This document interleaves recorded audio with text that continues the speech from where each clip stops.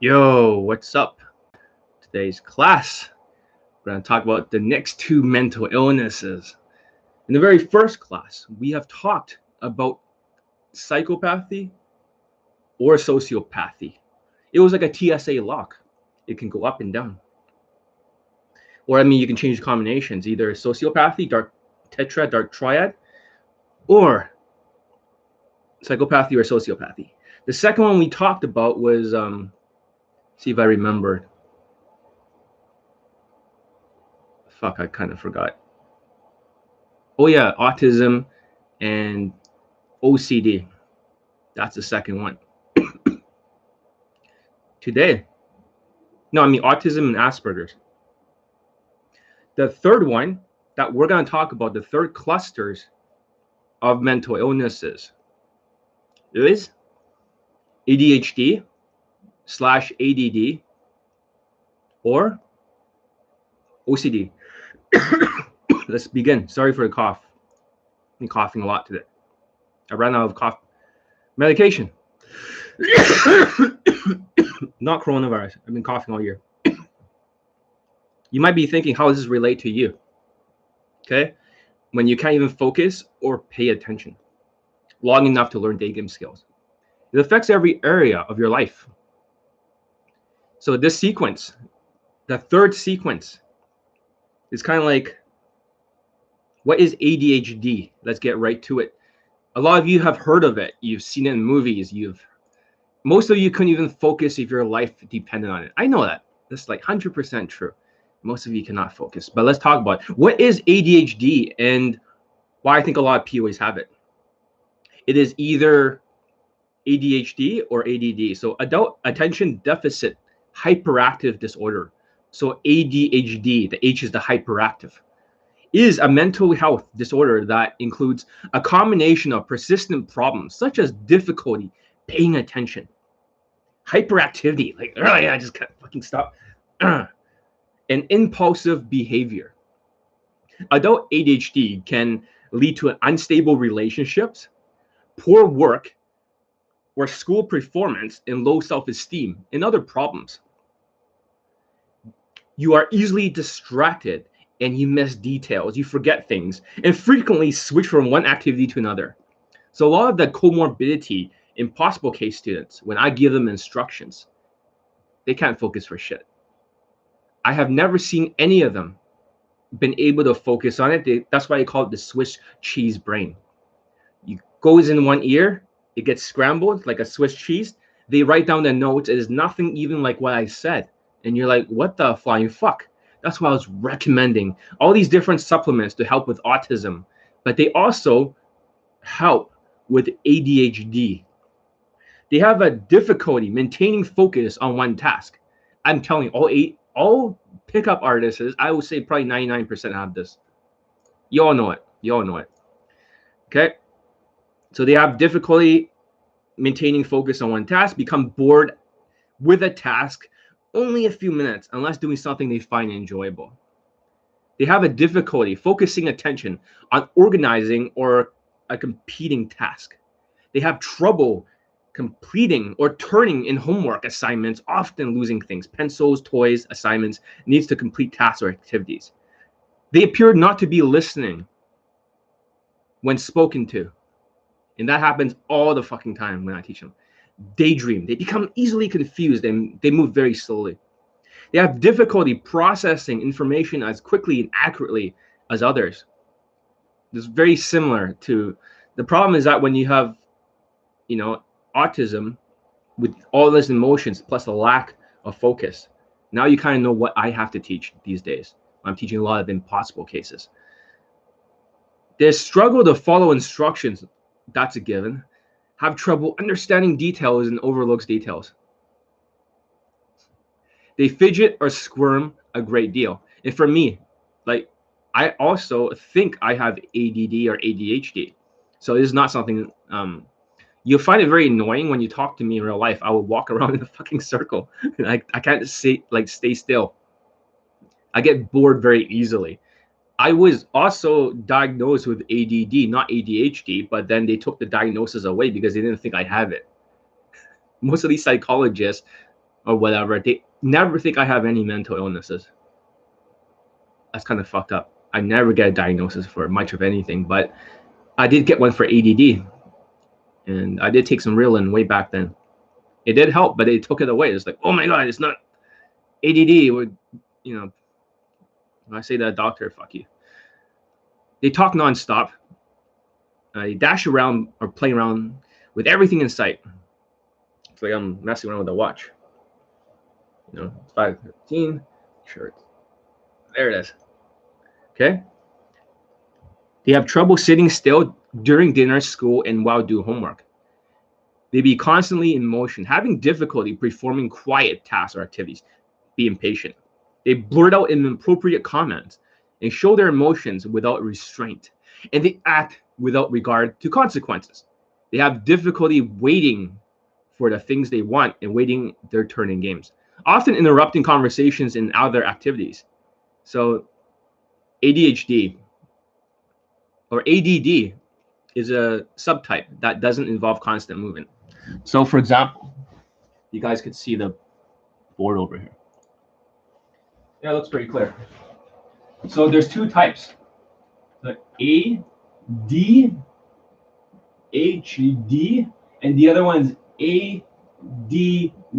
There is no H in the middle. So what is the difference between these two?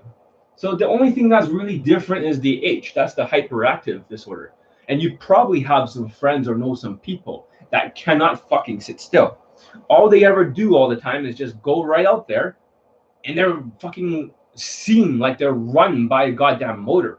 You're like, what's wrong with you, man? What's wrong with you? The guy's like hyper as shit.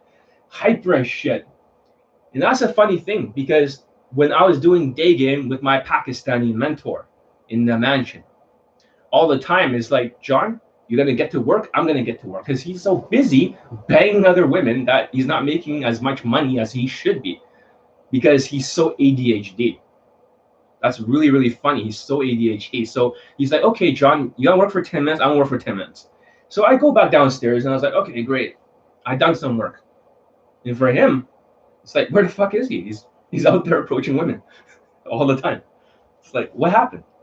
And he comes back and he's like, hey, I'm gonna bring another girl home tonight. And then it's like, I'm gonna bang her. And it's like, great. Probably 14 women. Now 13 of them are fuck buddies. And they're all like 9 out of 10 in looks too. That's ADHD plus, and he's not good looking either.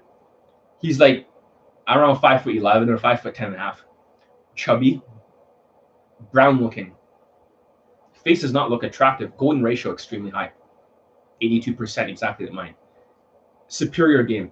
But the thing is that I've noticed among all pickup artists that not even a single one can focus, because they have to go somewhere to grab a drink or do something. They just get bored easily. So we have to talk about why they get bored easily.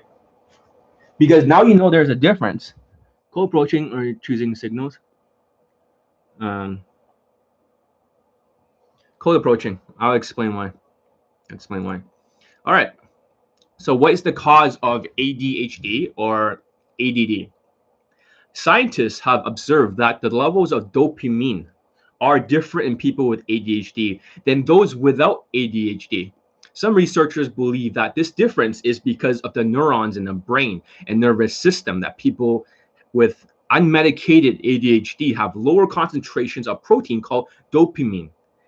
I can get really technical about this, okay? But what is dopamine? Dopamine levels can affect a person's mood, attention, motivation, and movement.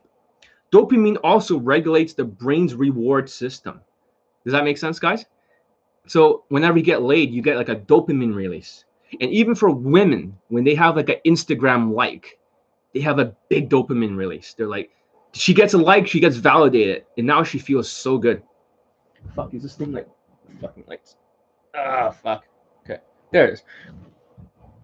Exactly. So you can see women in general, in what has been screwed up in society, is that they almost have this dopamine release whenever they get likes on social media, and then now she feels better about her SMV. So it's not just men that have it.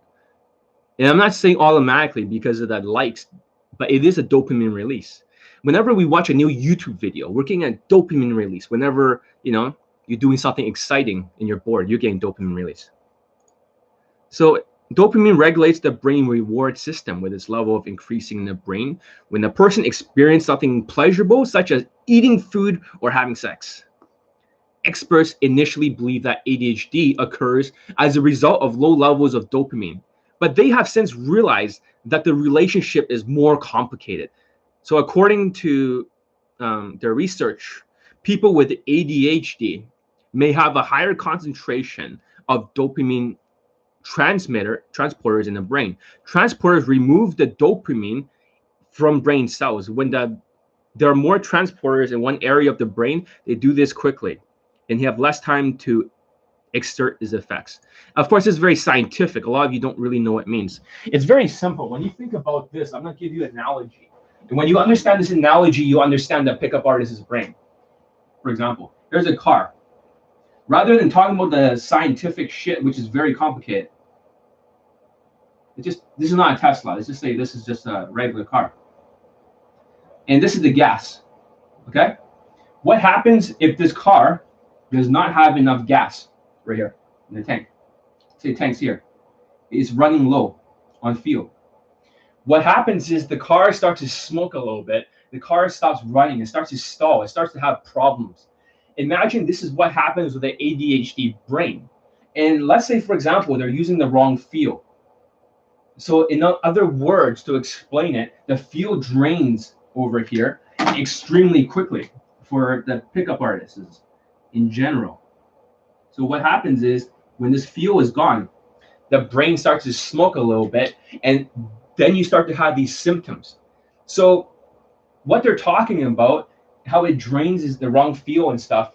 I think the best way to really understand it is, yeah, it's just like maybe it's the wrong fuel. Maybe your car requires diesel or something else, but somehow it's draining really, really fast.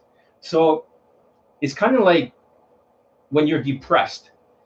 When you're depressed, you have a different, we'll talk about that in the next one, which is depression and delusions. But when you're depressed, you have something called serotonin in your brain. So the serotonin reuptake inhibitor is like this. Normally, it holds on to this serotonin right here. This is what keeps you not depressed. But the problem is that sometimes it releases really quickly into your brain. So this is why people take SSRI or, fucking depression pills, antidepressants, SSRI, serotonin something reuptake inhibitors, so that it can hold on to it. But for ADHD, it drains extremely quickly. And this is why it's, for me, today I'm trying to stay still, but I will fidget, I'll move around a lot. That's how I operate. And all of you pickup artists have it. This is why you do a lot of day game, because you want to go fast. You're like, right? I'm getting bored. You get bored very fucking easily. And so do I. I get extremely bored. So a lot of you just, hey, let's go outside. Let's fucking day game. Let's go do some shit. Let's go talk to women. Because they have excessive prone to being bored.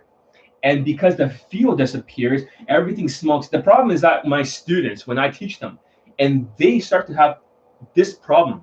So you combine sociopathy, which is the lack of, remorse, and delusional. Then you mix that with the second one, which is autism. When you have autistic traits and you have this plus ADHD, it's a recipe for disaster when you're trying to teach these kind of people these kind of things, because they don't understand shit. They don't understand anything. And then when they lose this, now they always are unfocused. So the car will never get to its destination. That's the best way to understand it. And also the serotonin reuptake inhibitor concept of absorbing and holding on to this thing. It disappears really quickly. You're using the wrong fuel. So now that you know this, this is the third cluster. And it's either you have ADD or ADHD. So what are symptoms of high dopamine? Well, a lot of people with high dopamine is like crack, cocaine. A lot of people that do these kind of drugs, these hard drugs, they'll have this dopamine high. It's very, very addictive behavior. That's why people that have ADHD or people that needs a lot of dopamine, they always need the next fix, because the brain is running on empty. When it's running on empty, it's just like, oh, I need my next fix. It's like, I need my next fix. It's the same thing. This is why people are so addicted to video games, or they're addicted to porn, or they're addicted to cold approaching, they're addicted to women, they're addicted to, there's always some type of addiction that dopamine is basically the reward system in your brain. There's always like a pain and there's a pleasure center. Apparently, dopamine is the reward center. So knowing this, the reward center, this is like what's happening with the brain. So hope that makes sense. So so the reduced level of neurotransmitters, blah blah blah, can serotonin and norepinephrine also contributes to the development of ADHD. So yes, it's exactly what I'm saying. And when the students, what I've tried is making them take omega-369. So sometimes with the students, they take omega-369. This is their field. Omega-369. I'm not going to tell you the exact dosage, but what's the difference between omega-369? 369 versus omega-3. Everyone thinks it's omega-3. Omega-3 doesn't do shit, to be honest. Omega-3. When the students take omega-3, they're just like, it's almost like using unleaded or the wrong kind of fuel for the car. So when they take omega-369, it covers a different range, because the 3, 6, and 9 are different types of fatty acids. Some are flaxseed, some are like other types. So therefore, they're getting all the fuel that they need. But the thing is that they have to take quite a lot throughout the whole day. So when I try to teach an impossible case, hey, check this out. They'll fucking do the instructions like 10 goddamn fucking times and 50 times in a row, and they cannot focus. They cannot focus. They're so fucked. They're so fucked. So this is the importance. Omega-369 is not the end-all be-all. There is no treatment per se that's naturopathic for ADHD, but you can try to reduce a little bit of the symptoms. But like I said, a lot of people with this porn addiction, when they do no fap, they are trying to reduce the excessive dopamine flooding that happens in their brain. So when that happens, this goes down, this goes fast, and then they lose the feel and they cannot focus. They get more addicted because they need more. They need to go more. They need to go more. Hope that fucking makes sense. All right. The next thing you gotta learn about it is that, yeah, most people just kind of sit still. So hyper focus is very different. There are times when I can hyper focus like crazy. I could sit there for like 10 hours in a row doing certain things. I'm sure some of you, if you really enjoy what you're doing, especially for me as a dating coach, I love my job. And you guys should see my bootcamp stuff now. I updated. There's like more than 20 something, case studies or results of students getting laid. Or I thought you just had like 2 or 3 or something, or maybe 4 at most. No, there's like more than 20 something. There's actually close to maybe 30 or 35, I think, somewhere like that. So here it is, a link to it. I'm gonna make a trailer for all this stuff and look for all the evidence in my old phone, because I still have the text messages of the students. I just couldn't afford a camera at the time. I was a dating coach since 2000 and exactly end of 2013. I started mostly in 2014, all the way to now. So I've been a dating coach for maybe 6 years and 1 month or something right now, I believe. Long fucking time. A huge, long fucking history. And most of the students gotten later. But this is Gaming Elite back then. Gaming Elite was my first PUA name. And I really like my job. So I'm 6'3" black. My value, it's higher.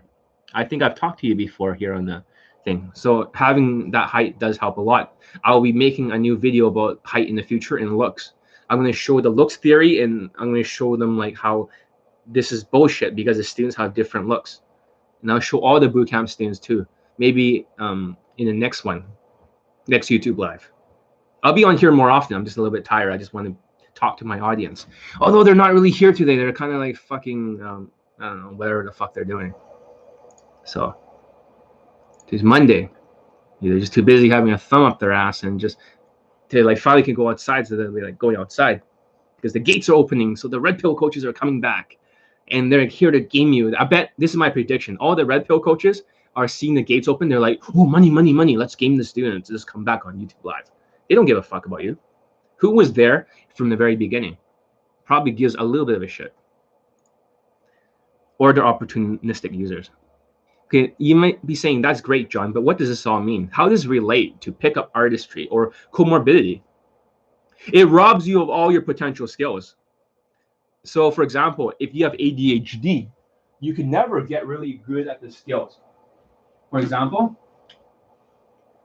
do you guys remember the 4 steps? Unconscious incompetence, UI.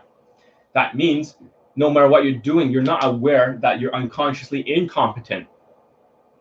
The second one is called conscious incompetence. It means you're finally aware when you're taking coaching under me that how fucked up your skills really are and how shitty you really are.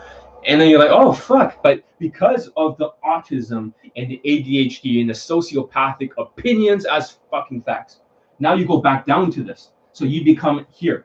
And with this feel from this car and with a lack of focus, you always get stuck here.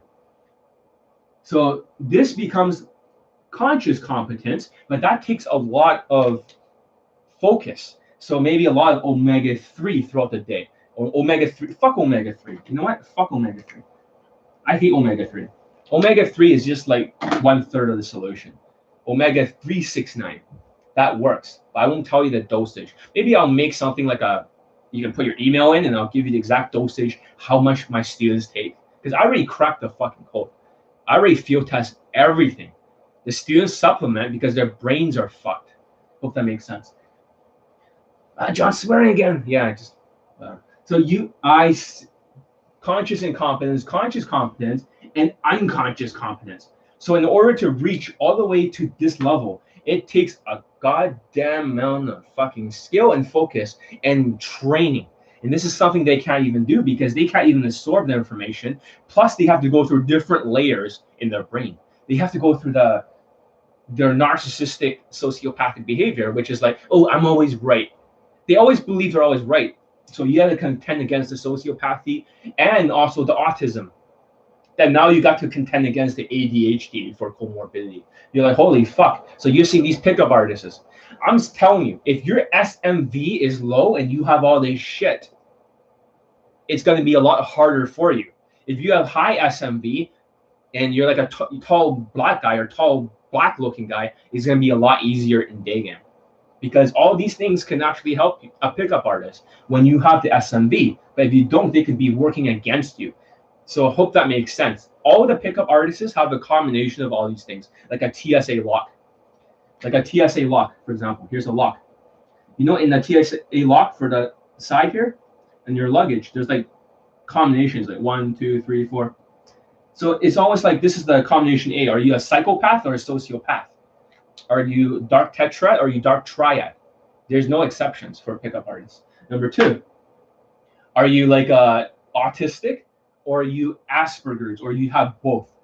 You know, the guys with the adrenal glands and shit like that. They get really timid and shit around women. I don't know why the fuck. And they get overwhelmed with emotions. I'm not a very emotional guy, so that's a good thing. The only emotions I feel is when I'm very narcissistic. Down here. Whenever someone like pisses me off, they get narcissistic abuse. But I've been working on that, so my self-esteem is a lot higher, so the ego is down. The next one right here is the ADHD, ADD. And the next one we'll be talking about next class or next time is going to be about depression and delusions. I'm not going to talk about anxiety because at some point, all pickup artists will develop some anxiety. It's built into their system. They can always reduce it, so it's not a problem. So having said this, they never get any sort of fucking skills. They never get any fucking skills. That's why they all are kind of fucked up. And a lot of them just maybe SMV it. What's your favorite place to code approach? Maybe Poland or Prague. ADHD is a nutritional deficiency. I would say there's some truth to that. It's not just a deficiency. The people that have ADHD will have the deficiency more than others. Exactly. So what's up? All right. So having said that, a lot of them will say, fuck it, I'm going to spam approach. I'm going to SMV it. And we all know with the coronavirus, you can't, oh, fuck, my nose is getting itchy again. Should I just turn off these lights? Maybe this will, let me test it to see if my skin gets itchy or not. I thought I was doing something like exfoliating my skin to make it better. Where do you get that shirt? Looks like, oh, this shirt? Zara. All my clothing's from Zara. I don't wear clothing from anywhere else. So I'm a Zara man. You know, I wear so much. All my students wear Zara clothing. Nobody wears anything else, actually. They're not allowed to wear anything else. It doesn't mean just because you go to a Zara and you buy their clothing is going to automatically work for you in day game. You still need my mental filter. Otherwise, you're fucked. So, all right, that seems to be helping a little bit. I'm feeling less itchy there a little bit in the nose. So I gotta have to put like an umbrella on the lights or something to cover it, because a lot of that stuff, I'm getting sweating a little bit too. So maybe that's what's causing it. All right.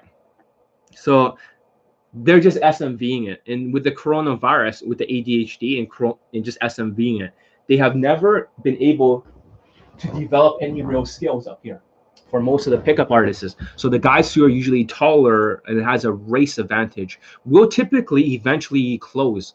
And the guys who are shorter or negative stereotypes, they're going to face more resistance. But this ADHD, the good thing about it is that when people get bored easily, they'll want to code approach a lot more. So I find clothes that match your skin tone here is the best. I don't really care about your opinion. You're also narcissistic. Of course you're narcissistic. I remember your old post. You're like, oh yeah. Most pickup artists are narcissistic. Name one that's not. Like I'm saying, just like the TSA lock. I don't know if you're the sociopathic type or the psychopathic type, Mills, or you're the Asperger's or autistic type. Maybe a touch of it a little bit, and maybe like ADHD or ADD. But they all have this. Every single one of them have it. That's why they get this weird, creepy vibe. And without it, they can't really do the pickup artistry stuff. It's almost like you're born into this class. This is like the DNA of the pickup artist. And this is like the truth. If you guys liking it, give it a thumbs up. At least I know that you guys are learning something. You know, I'm not wasting my fucking time explaining to you guys in such detail, breaking it down for my students, even giving you the solution. All right.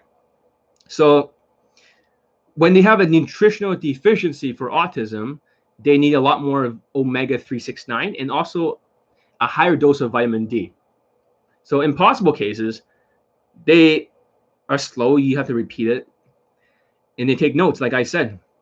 Then you got to fight the autism, the sociopathy, which is pure delusional thinking. You always think that you're right. And you are the expert.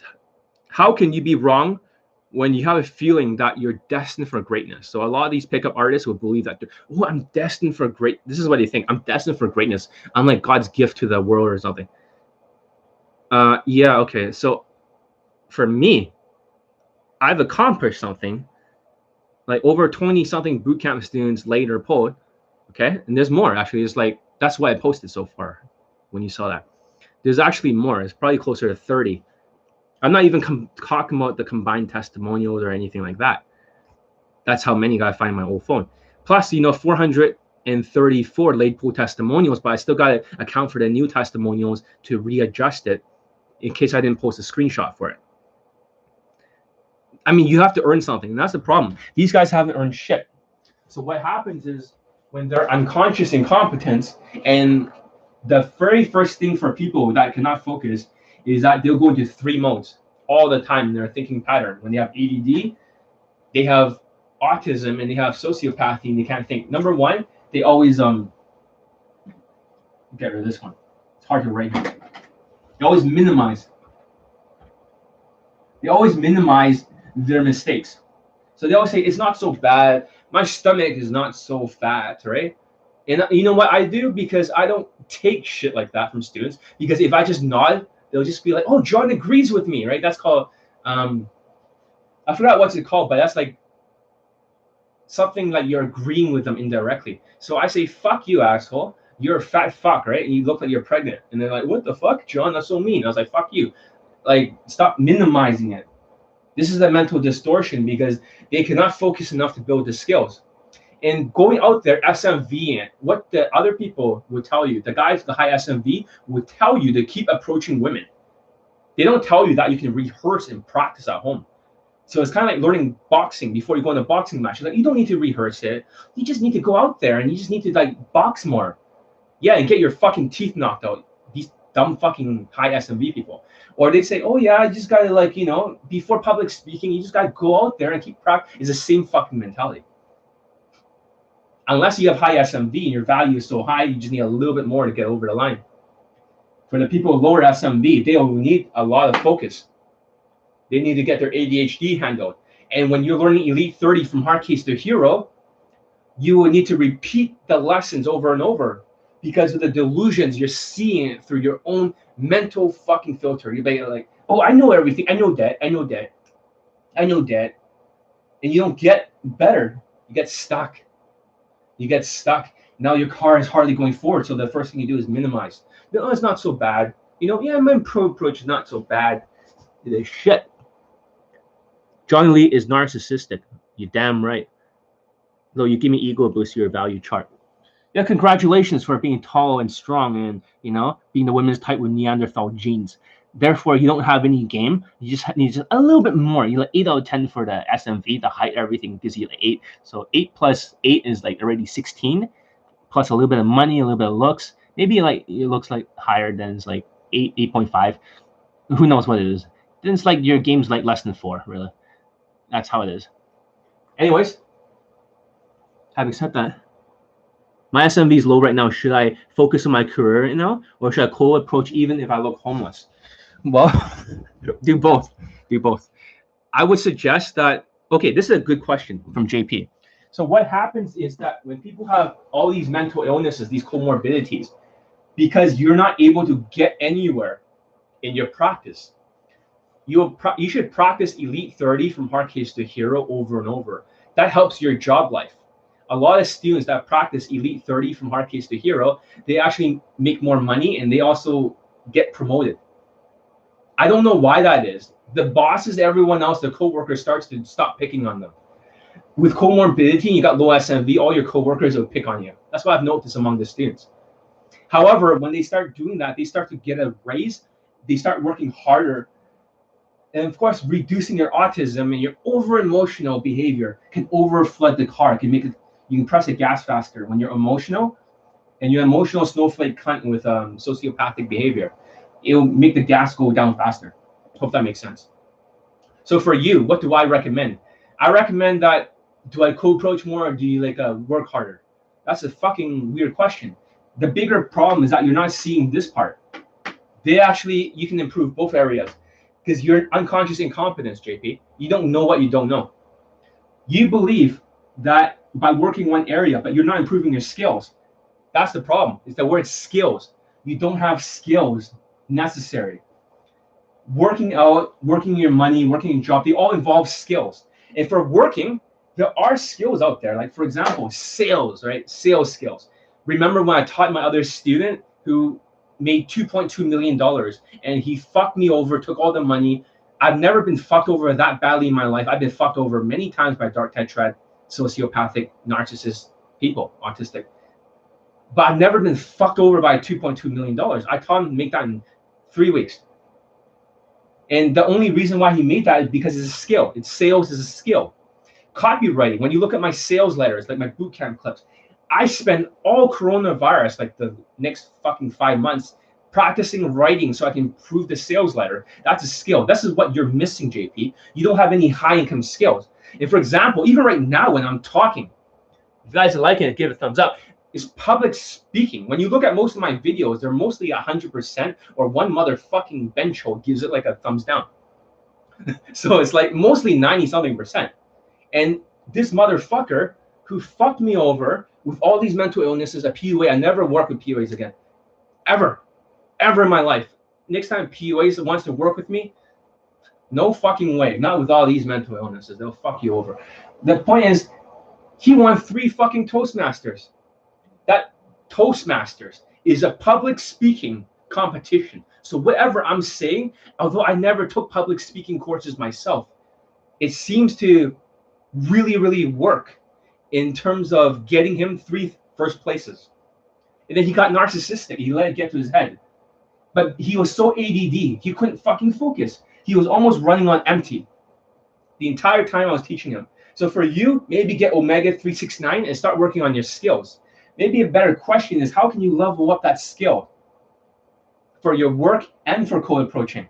That's your problem. The lack of skills, because you're unconscious incompetence. You need to be consciously incompetent. You need to be aware of the fucking issue in the first motherfucking place. All right. Help me social life setting, watching these guys are easily.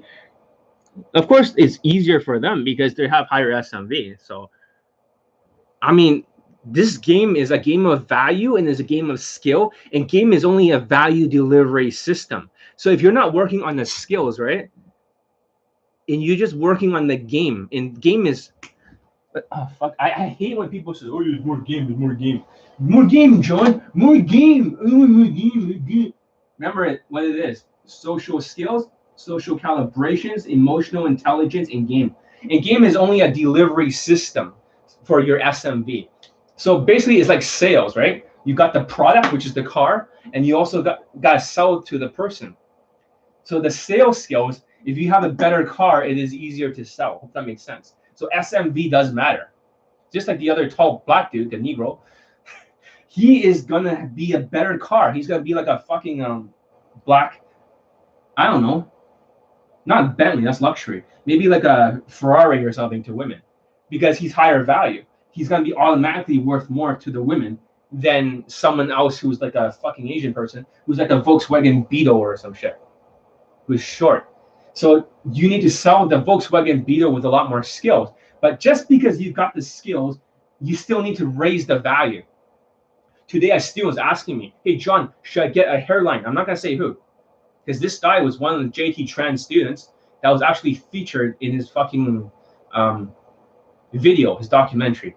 He's my student, a little bit impossible case. But I've taught a lot of JT Tran students from ABC's Attraction, and I've gotten them pose and lays and shit. But they really suck. They all fucking damage people. They're damaged goods. Having said that, what was I saying? Fuck. But he was asking me about the hairline. He had a little bit high hairline, so do I. So he says, should I do this or not, right? Because if I were red pill, I would be like, oh yeah, it's all skills, it's all game, right? It's all game. Ooh, it's all game. Take a work on your skills and your game. Because I need more money from you. No, I make a lot of fucking money during the coronavirus, and that's the fucked up thing. I'm the only coach making any money. They're all fucking starving to death, just making small bits in here and there, because I got the skills. And skills is important, but I also told them, get your fucking hair fixed, but don't expect women to jump on your dick because you still need to get your face fixed. You're like, John, that's very harsh. I said, go to South Korea. You know, you can probably get, for a plastic surgery, that's even better. And wear some fucking elevator shoes and widen your shoulders. Have you noticed my shoulders look a little bit wider here than before? Before it's a little bit skinnier, but now it looks wider. But I haven't been working out. I've only been working on this muscle. I just want to see what happens if I work out this muscle, because my Pakistani mentor has this muscle.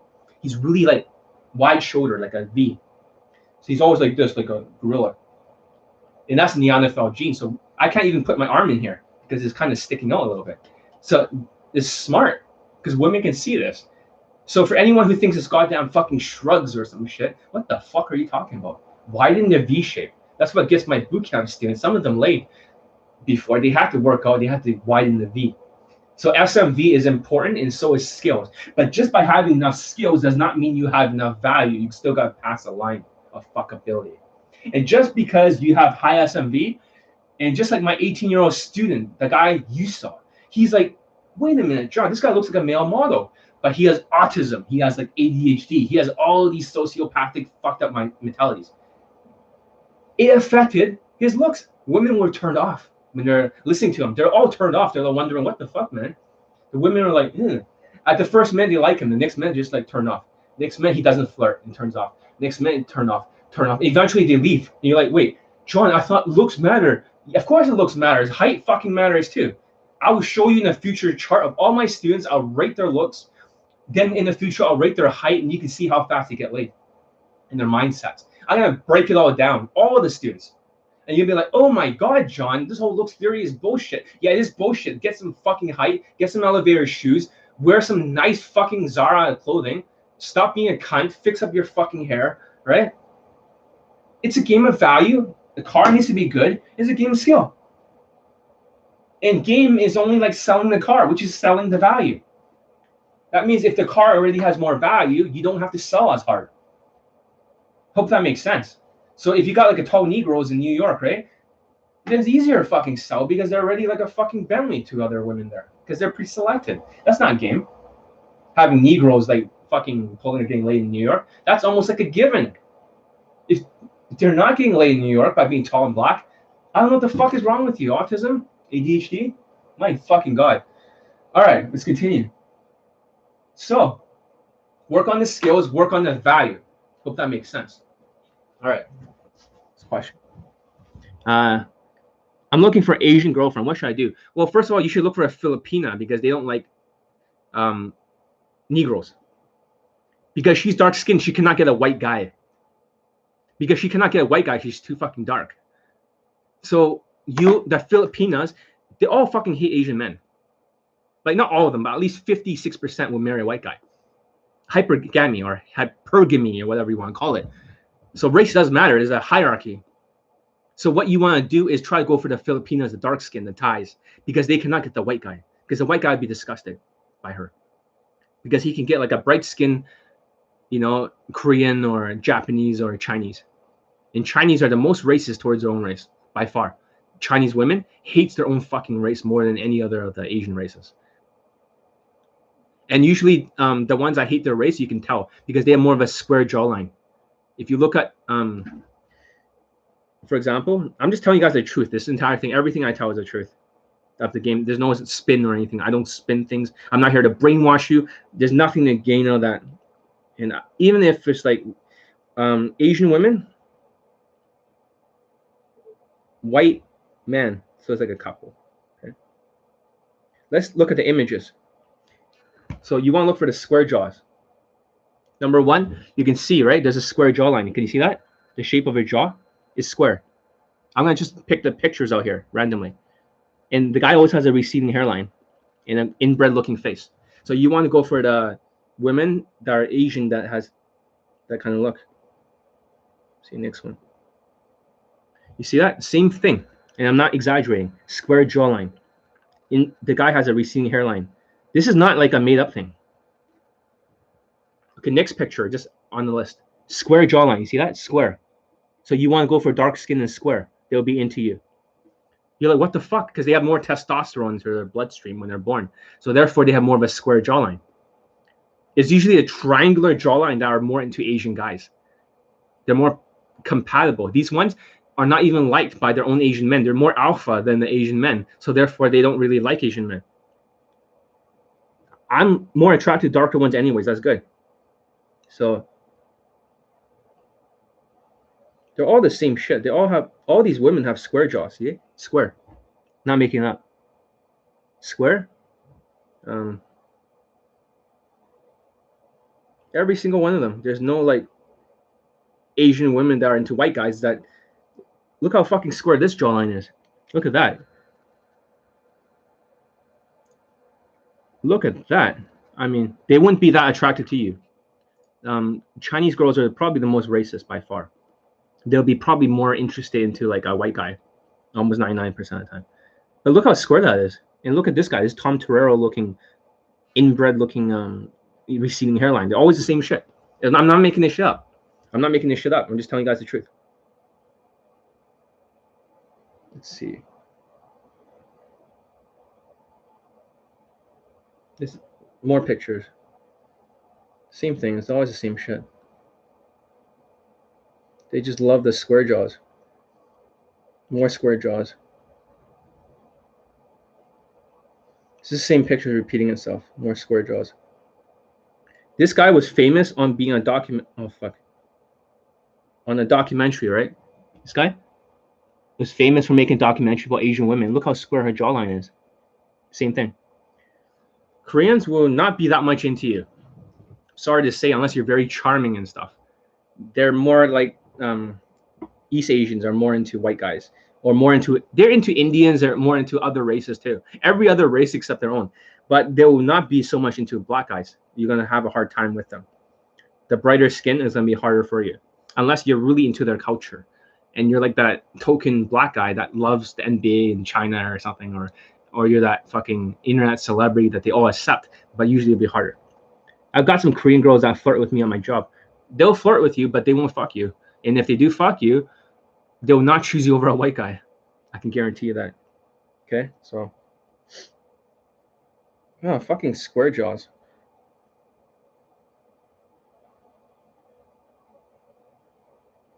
Yeah, they're all square jaws. They're all the same shit. Let's not waste time. Let's continue the conversation. Okay, because you guys are learning a lot. So basically what's happening in terms of the lack of skill because of ADHD is something called a Dunning-Kruger Complex. I'm not going to write it down. Dunning-Kruger is when you think you have this illusional superiority when you're a skillless individual. I can attest that East Asian girls love white guys. 100% fucking true. 100. Give a thumbs up for Asian women liking white guys. No, I was joking. Because I'm telling you guys the truth. It's so fucked up. So, sorry. It's getting hot in here. I'll use a fan. Hopefully you guys can still hear me. This is like a fan with a water in it. It has a water container. It's one of those kind of fans that you see. Okay. Hopefully his skin gets itchy. Okay. So, thumbs up in the fucking YouTube video. I don't like flat ass anyways. Well, you probably want to go for more Filipina because they're more like the Latinas of the Asians. They have a little bit more of a, junk in the trunk, you know what I'm saying? They got a little bit more booty. If you like big booty holes, they have a little bit more like, downstairs, a little more badonkadonk, shit like that. So I would recommend you go for Filipinas. That seems to be very compatible with what you're looking for. So don't worry, I got a hood pass. All my cousins, not like a lot of my cousins are actually black or half black and half Chinese, and my uncle is black too. So that's why black students always train under me. They just have like black students all the time. It's like John's comfortable with other people's races because my fucking other uncles are like Spanish and white, aunt's white. So the whole family is like all multicultural. I always got used to that. So my students are all like multicultural, even from day one, even since 2013, right? In 2014, my students are like every fucking race. It's not just because of John Wayne or Gaming Elite or Johnny Elite. Oh, he has like multicultural students. No, they're all fucking multicultural from day one. You can look at the testimonials again, which is in the boot camps. They're all different races. I'm not even exaggerating. Look at them. It's like, am I supposed to be teaching just Asians? It's like, what the fuck? All the other coaches are teaching Asians. Nah, they don't fucking get it. So, do I have issues with yellow teeth? Is it going to be a big issue? I also have a little bit of a yellow tooth, but it's disappearing. I have an electronic toothbrush, but it's not like the spinning kind. I fucked up my gum hair. It receding, goes upwards. That'll fuck it up. It's more like that buzzes, like zzz, like that. And there's a setting that's called like a whitening, and that fucking cleans it up. So it used to be yellow. Most of my life, my teeth was yellow. Now it's white, which is I'm very happy about. It's better to have white teeth because it's a sign of health. You don't want to have like yellow teeth. You don't think about it this way. Women always look for that one thing to skip over you, and you don't want that yellow teeth to be the reason why they're ignoring you. That'll be fucked up. So they're always looking for one thing because they can't always fuck every guy. So they need one thing to disqualify you. And for Asian men who basically have no fucking pomade in their hair and they have no clothing fashion, like hoodies, and they talk with the up talk, they're kind of like, hey, how you doing? Oh, cool, wow. They're giving 100 reasons for women to reject them. 100 reasons. So do not give her a single reason to reject you.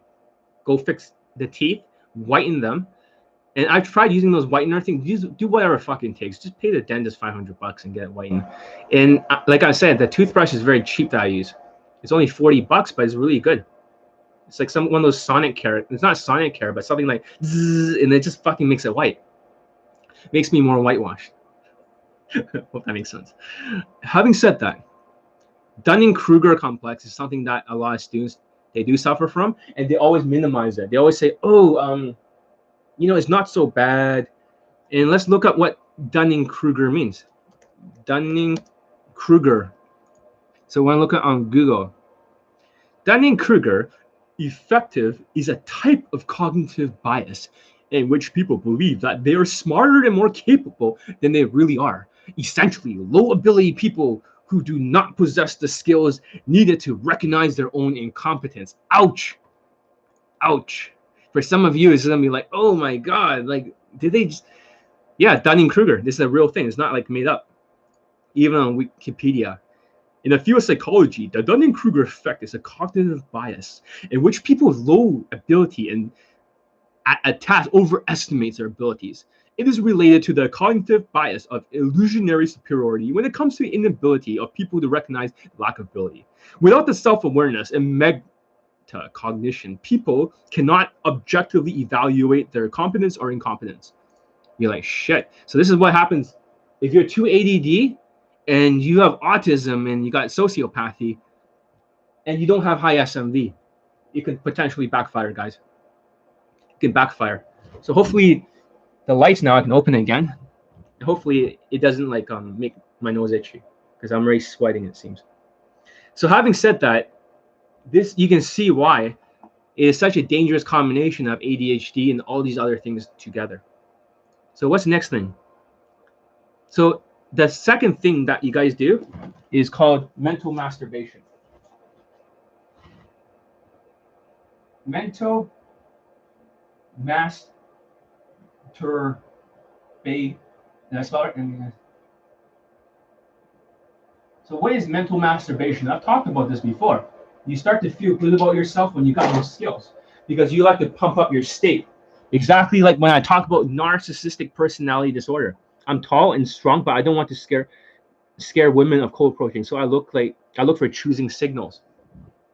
Or maybe you should change your fucking personality and be more beta. Hey guys, how's it going? I don't want to scare you or nothing, but the reason I'm talking. I'm not saying that, Justin and Wayne sort of shit works. It doesn't. Justin and Wayne only has 8 testimonials and 6 of them are instructors. That tells you something. But you need to have more of a playful, beta, sort of friendly kind of vibe. Rather than being a tall Negro, right, that's just scaring the shit out of these women and you're just gonna attract like thick black women. And maybe selected white girls that are into black. A lot of white girls are into black guys or black looking guys. It's not even a game. It's just, as long as you got dark skin, she doesn't like her tribe if she wants to venture out of it. There are some people built like that genetically. You'll always win eventually when you approach. Around 20 or 30 approaches, you get something. Just by being tall and dark looking. It's that simple. I know it sounds fucked up, but in tribal mentality, if women are always inside their tribe, there has to be somebody that gets out of the tribe and builds a new tribe, procreating that way. Hope that makes sense.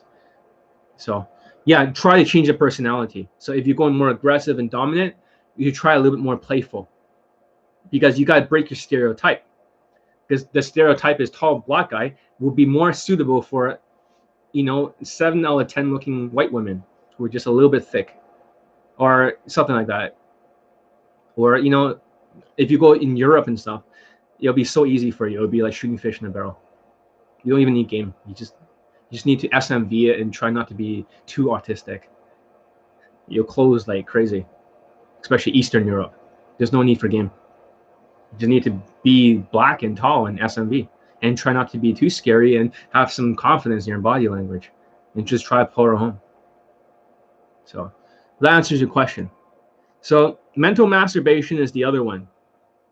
So when you think about it, now that if it's not minimizing, is mental masturbation pumping up the state? Oh yeah, I feel so great. This is why a lot of the RSD victims with this multiple mental illnesses, ADHD, all this stuff, they love to mentally masturbate. They love to pump their state. Fuck, it's making my nose itchy. I'm gonna turn this off. That's just why they like to pump their state. They always feel like they want to feel good because they have no skills.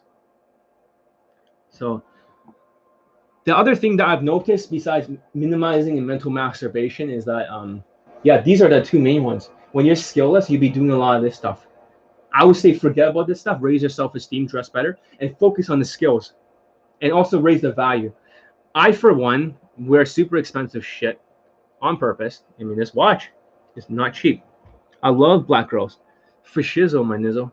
So having said that, you don't want to, you want to at least not dress like a poor fucking RSD hoodie person. I totally agree with raising your SMV. I do.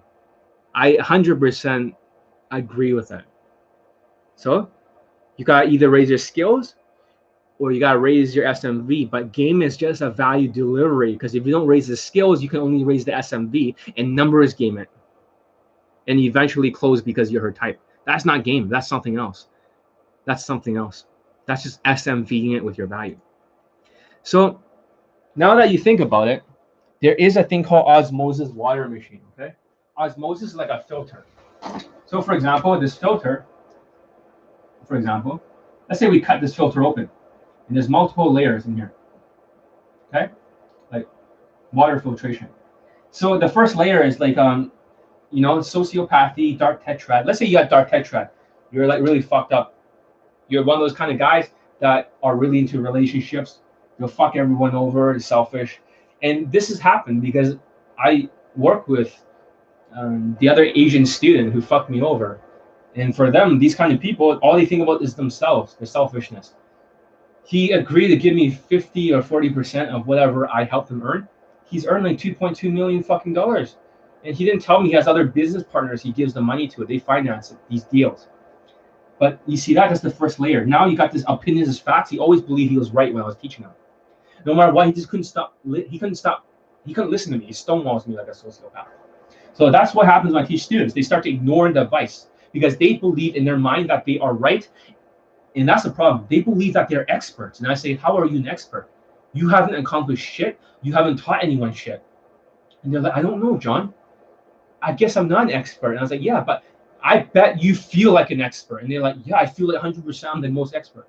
And I asked them, why the fuck do you feel that you are expert when I'm giving you advice? They're like, I don't know, John. It's just my brain is playing tricks on me. And I was like, shit. They're like, your brain is playing tricks on you. Yeah, I know that. That becomes a major fucking problem. When your brain plays tricks on you, now it is that the first layer of my advice is not getting through the osmosis filter. And the second layer is the autism. Now you can't even fucking focus. You're emotional. And therefore, everything you say, you become a snowflake cunt. You start to become a snowflake. You get offended easily. You're just like, oh, I'm emotional. No, I'm fucking snowflake. Don't say that to me. Fuck. And now you got ADD. You don't even fucking listen to it. That's why it says like a Swiss cheese brain, a Swiss cheese filter. You know? It holds everywhere. It doesn't get through. And now you're wondering, unless the student, and good thing you guys have ADD, because if you guys have high SMV and ADHD, you'll approach anyways. You'll spam approach. But let's say, for example, you don't have high, SMV, and you have all this shit. Oh, your life is gonna go in a downward fucking spiral, guys. I'm telling you. All this shit, you're gonna be unconscious incompetence. You'll be minimizing shit. You'll be mentally masturbating, and you'll be like fucking like a Swiss cheese brain. This filter now filters out everything I'm teaching you. This is why it's extending your opportunity to get laid. Because rather than being in a normal case where this filter is not there, they'll get laid in 3 days or 3 weeks at most. Easy cases. Normal cases 3 weeks to like 3 months. Hard cases are 6 months to a year. But here's the funny thing. I've been getting better at dealing with this filter. This is why that 18-year-old student, normally if he did it his way, and he used romance or some shit, or romantic sexual, whatever romance, it might have took more than a year or a year and a half. I cannot afford to do that. So he had to go all sexual, and there's no romantic in his game. All objections dealing, all body language. That's why in Kaizen, he says, in 5 days of Kaizen, he got laid. But what he didn't tell you was that he repeated Kaizen. That 5 days, he repeated like the whole fucking month. The first 5 days, body language. That's why his neck looks more straight now, and he's standing up better, and he's not as timid. But that took five days of Kaizen. This motherfucker had to repeat it because he doesn't pay attention. That saved a lot of things because he also learned how to control the autism. So there's less layers in here of the filter. He had to learn how to relax around women. Ashwagandha helped. You understand? I'm taking away the layers of your mental bullshit. This is why omega-3 plays a major fucking difference in your life. Omega-3 plays a major difference. So now you can focus. This helps with autism and it helps with ADHD. It's like 2 in 1, which is great. Okay? Which is 2 in 1. All right. Are Asians hairy downstairs? Yes, very. One time, the black girl and brother says, "Follow me if you want to fight." One time, fuck a black girl and her brother always follow me if they want to fight. Yeah, whatever. They're just a little bit sociopathic. Introvert guys generally don't get laid. People might consider them autistic or Aspies, or generally. That's not generally true. That's a very black and white thinking, a mental distortion. There's a lot of blue pill people who are shy and timid, but because their social skills, right, which you don't have. No PUA has social skills, guys. I'm gonna tell you a big secret. All of you guys are fucked up socially. So this is why you're seeing the game from the red pill. This is why you're trying to think, oh, is it value? Is it this? Because social skills in your fucking PUA sociopathic world does not fucking exist. For black pill, they think like, oh no, social skills, low fucking looks, money, and status. Well, while that is partially true, they're saying this face. But my students, they have different scores for the face. So it's not the face, it's the height, it's the race. It's all these things. The social skills, if you live in the world without social skills, of course you try to use game. You use these gaming tactics. Excuse me, real quick, I have a question, creative art. They'll have this sort of lines and everything. You got IT vibe, get high five for that. Yeah, it sounds like an autistic fuck. So therefore, the social skills is what naturals have. They're good at social skills, and so is the general population. So there are timid guys with social skills who met a girl in college or university, and they still close and they got a girlfriend because you don't see this because you're autistic or you're Asperger's. That's what you don't see. Hope that makes sense. How long should I wait until getting a number to make a move? It depends on how hot the woman is. If she's like 9 out of 10, you want to do it as fast as possible and you want to insult the shit of her because no guy's ever done that before. However, if she's like around like 8 out of 10 or 6 out of 10, you want to wait at least like 5-6 minutes, 7. But instead of getting number close, fuck number close, just go for an Insta date or walk with her. If you cannot get Insta date, then get Instagram close. Why the fuck would you want to close with a number?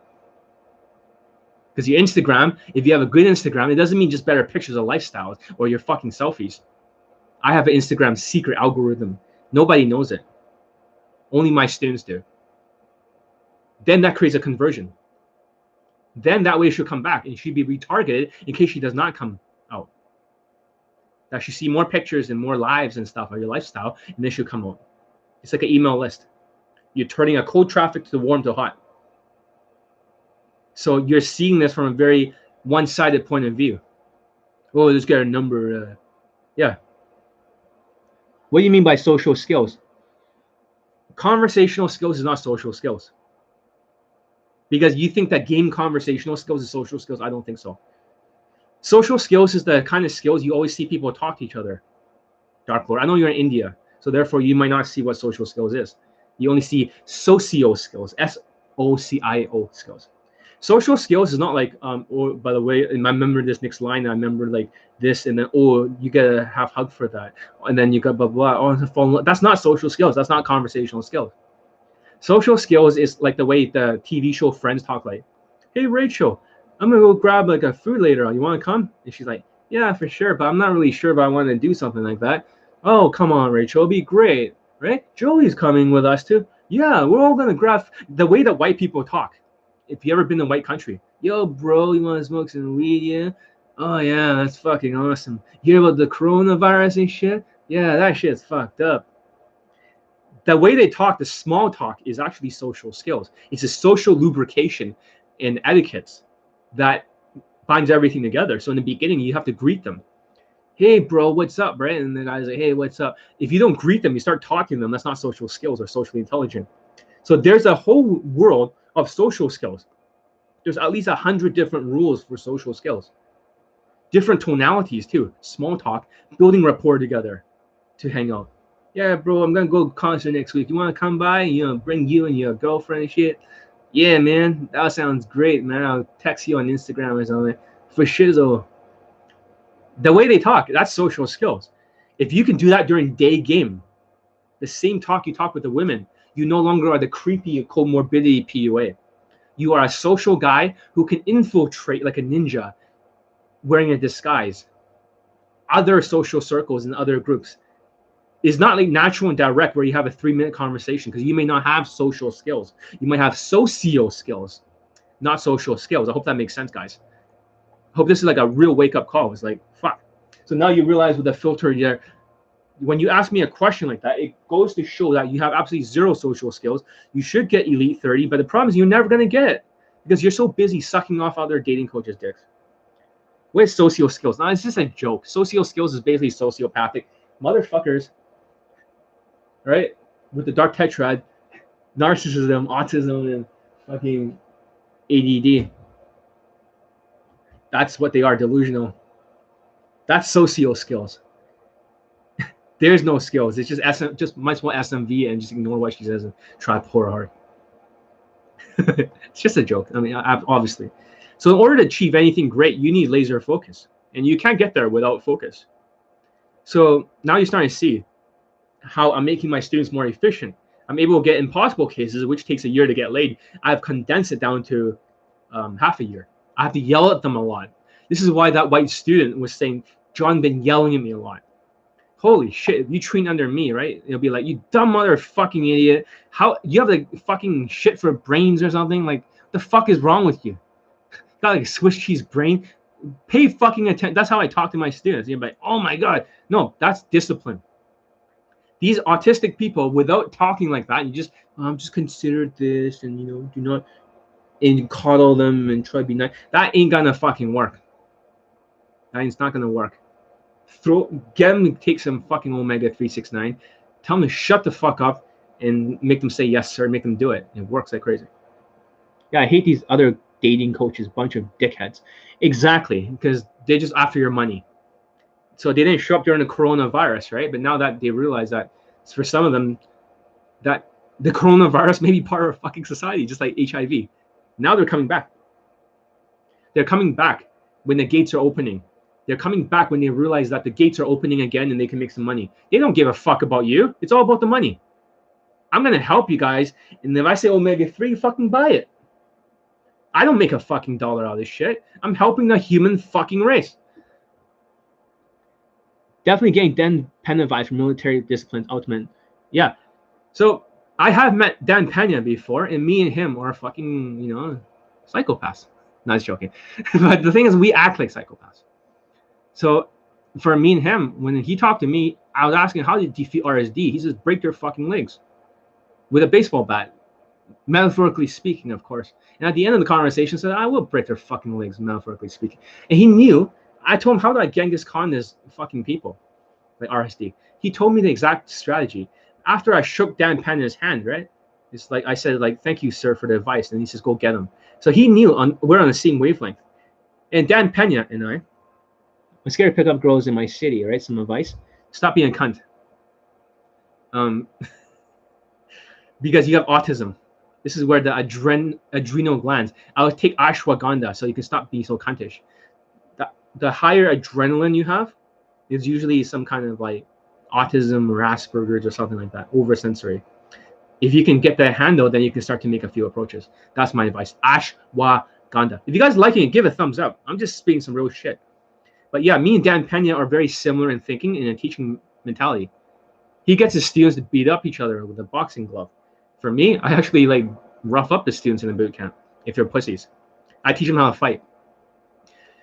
Dan Pena has made $1 trillion for all his students. I have 434 LAPO testimonials. Actually, it's more now. It's probably closer, like with all the new boot camp clips. It's gonna be like more, because I ordered ashwagandha last night on Amazon. I bought omega 369 pills. Congratulations. So we can help people with more. I just smoke us. You don't want to depend on weed because it can make your brain kind of forgetful and stupid. It can make you more chill. That's great. But there are other better ways to be more chill, like taking Phenibut or something like nootropics. I'm not recommending nootropics, but I'm just telling you that can chill you out and make you more social. Not socio, more social. I'm not even sure we can talk about nootropics on here, on YouTube. But in case that we can, that's one thing you can do. But that's not what I recommend. That's not what I recommend. So, having said that, let's see. So for my Indian student from Elite 60, he just finished the course. You know, if you do things your way, before he had to make a schedule and he had to be able to finish his work. But during the coronavirus, he did not get fired because when I was teaching him a new scheduling system. It's like a strategy, tactics, and military. Like, he was able to get everything done. He just had to keep rebuilding this chart for every new assignment. So for ADHD, the opposite is true. So if I were to read a book, for example, and I want to read one on the, I'm still reading this over and over. I read this book like thousands of times. That's the thing about Elite 30. What's more value to you, tall blacks or short white men? Tall blacks. So in day game, short white men have more in online. So sorry to say that. But tall blacks will always have more value because tall blacks will touch women more. White people do not touch. Black people will flirt. White people don't flirt because mystery says not to flirt. So imagine, I'm going to give you a metaphor to help you understand that with ADHD, what you're doing is actually making things harder. So ADHD will be unfocused. They can barely read and their eyes are like this. I know black people don't read much, but just bear with me for a second. It's like, you know, you want to like make sure you don't get robbed, right? Just hide the money in your books. In the hood. No, I was joking, but we're watching Elite. You have to, yeah, Elite 30, new details every time. It's definitely 4 levels of learning. I would recommend that people go and rewatch Elite 30 like fucking as many times as you can, because your left brain, your logical side, the bullshit side, the one that has like delusional disorders from sociopathy, you want to watch Elite 30 until it replaces the thoughts, because thoughts and feelings equals manifestation. Thoughts and feelings equals manifestation. So if you know that your thoughts are affected, it's fucked up on the left, then you want to make sure you fill up Elite 30, Module 2 and Module 3, 1,000 times, JP. And when you fill up your brain into the point where you know the course so well, then you start practicing. Day 1, right? Happy, fun, carefree, positive vibe, right? Day 2, breathing, meditation, right? Chill out for the feel before you approach. You practice that all fucking day because your brain's all filled with this stuff. It starts to manifest. Hope that makes sense, JP. I do good on Tinder, 50 matches. Because you're black. And black student gets 50 matches too, or 25. But I'm right brain dominant. I have a natural social skills, but lack social calibrations due to overactive. Yeah, the ashwagandha and practice Elite 30 if you have it, like 1,000 times. I just want to tell my students, if you want to get over your ADHD, the very first time that you try to watch Elite 30, you're going to be watching from your own mental filter, from your own mental bullshit. Because of your own mental filter right here. It's almost like an osmosis filter. You watch it from there. But every time you watch Elite 30 again, guess what? More of it gets through the Swiss cheese brain. You watch it again, guess what? Why do you think I reread this book many times? I already got it the first time, but there's other details I may be missing. So let me show you how to speed read. Okay? Black people, pay attention. You can't read. No, I was joking. You know what I'm saying. My black students, they barely could fucking read through 25 pages. So, no offense, but I'm just telling you, there's a lot of black students, I'm just telling you, they don't fucking read shit. So nothing gets in their brain. Nothing gets in their filter. Are you adopted? Because you said you had a black uncle.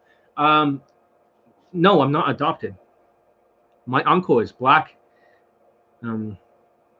He's a hairdresser. He married my aunt, who is Asian. So she was into the brothers, if you know what I'm saying. However, my grandfather's brother married a black woman. So that's where the cousins are coming from when they're half black and half Chinese. They usually live in Toronto and Vancouver. Hope that makes sense. So in case you see a lot of Blasians in Toronto and whatever, they're probably related to me. So having said that, when you're reading, okay, and you go like this, you're like, John, I can't fucking, that's too fast. No, it's not. what you're noticing, well, in most cases they don't, but my aunt's like kind of fat and pudgy and looking, and maybe for her that's kind of her SMV limitations. But in most cases, don't forget, my aunt is old. I'm very old. This is like way back then, before interracial marriages or interracial relationships existed. Most of my relatives are already into that shit. I'm not sure if this is despite my grandfather, who started Chinese television in the whole Canada. He was actually the one that started it all. They fucked him over, some dark tetrad motherfuckers. They bought out his company and they fucking, yeah. I went back to the TV studio once. He brought me there, and they were so pissed off at me because he's like, "Oh, they bring back the grandson who was like gonna take over the company again." Like, here's Bruce Wayne coming back from the fucking Wayne Enterprises or something. No, I didn't give a shit. But yeah, this happens. Grandfather did start that, but his brother did marry a black woman. So, what's your opinions about James Tusk? You can see someone like him only gets women way below his look scale. He's a complete psychopath. He used to make sadistic dark tetrad.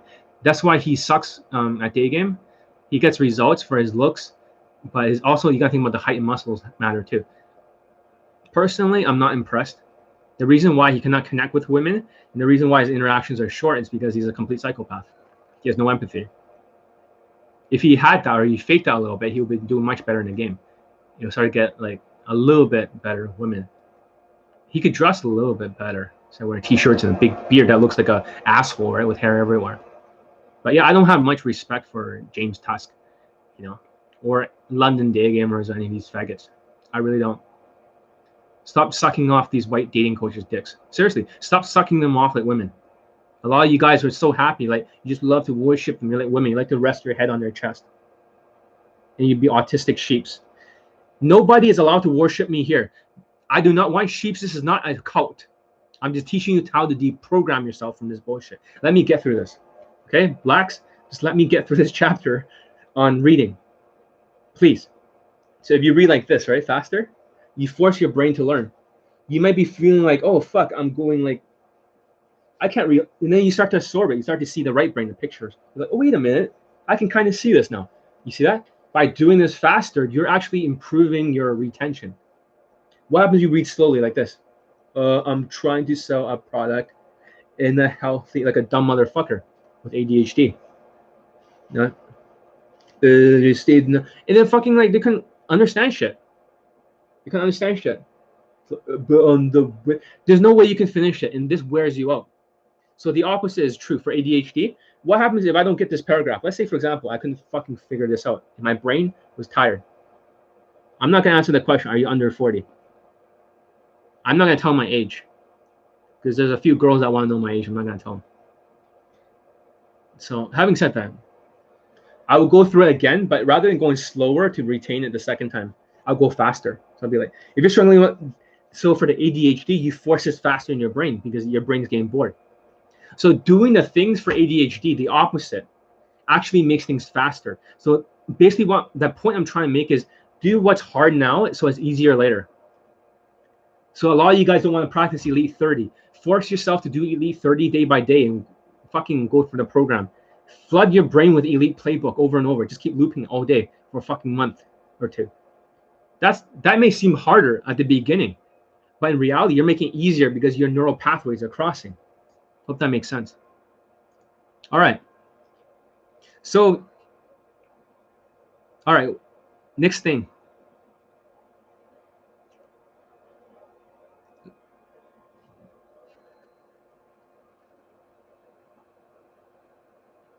Oh yeah, another thing is that green tea helps. I'm just looking through whatever I wrote. Green tea helps a lot with ADHD, but there is no cure for ADHD.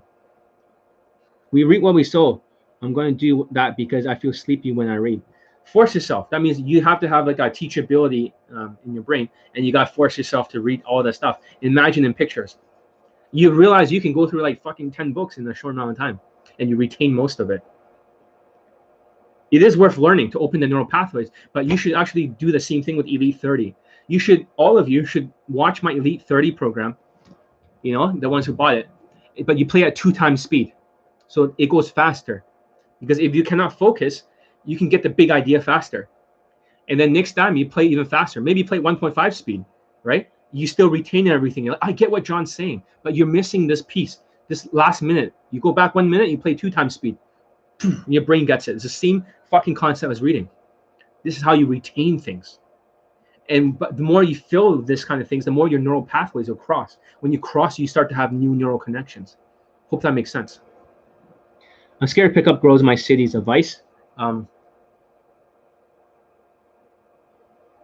Ashwagandha, and fucking do it. Just fucking do it. Just do small things in the beginning. Just ask for directions or something. Simple. Women cannot hurt you. You're probably bigger than them. Sometimes people are misdiagnosed ADHD, but they have CPTSD. PTSD is a post-traumatic stress disorder. So that's a different thing. That's usually what happens when you go through a lot of fucked up shit. Even soldiers can go through PTSD after the war. Post-traumatic stress syndrome. We won't get into that here. Because if you meet a girl and she's a long distance, you're fucked. There's a lot of stupid thoughts here. A lot of stupid thoughts. Go watch Elite 30 2 times speed and fucking learn how to read. You don't read every book. Only the books that can get results, the people that got results, and the people who can teach it. So that's why I like the book Expert Secrets a lot. Or I mean like .com Secrets or Russell Brunson books. Because ClickFunnels. My beautiful site is on ClickFunnels, guys. You know that? JohnEliteDating.com is actually on ClickFunnels. Yeah, I had to pay $300 motherfucking dollars a fucking month just to run this fucking thing. You're like, oh my god, John, $300 motherfucking dollars, and I haven't connected that payment gateway yet to sell my products yet. I'm bleeding money, but I don't give a shit because I got money. There it is. Check it out. Beautiful, right? That's the thing, though. You gotta get over your ADHD. You gotta learn how to read and focus. Because in life, without focus, you won't get results. I'm lucky I'm hyper focusing like ADHD because I love my job. Coloring hair color. What makes you more edgy in women's eyes? There's a lot of stupid thoughts here, so I gotta continue. Stupid questions from stupid people. I'm scared to pick up stupid questions from stupid people. Maybe learn some social skills, Angel. And when you got enough social skills, they'll forget when you do a bad approach, because with social skills, in their mental filter, it's just another guy talking with her. Forget. Next week, she doesn't even remember you. But if you have like shitty social skills and you got socio skills, they all remember. All right, let's continue. So green tea helps a lot.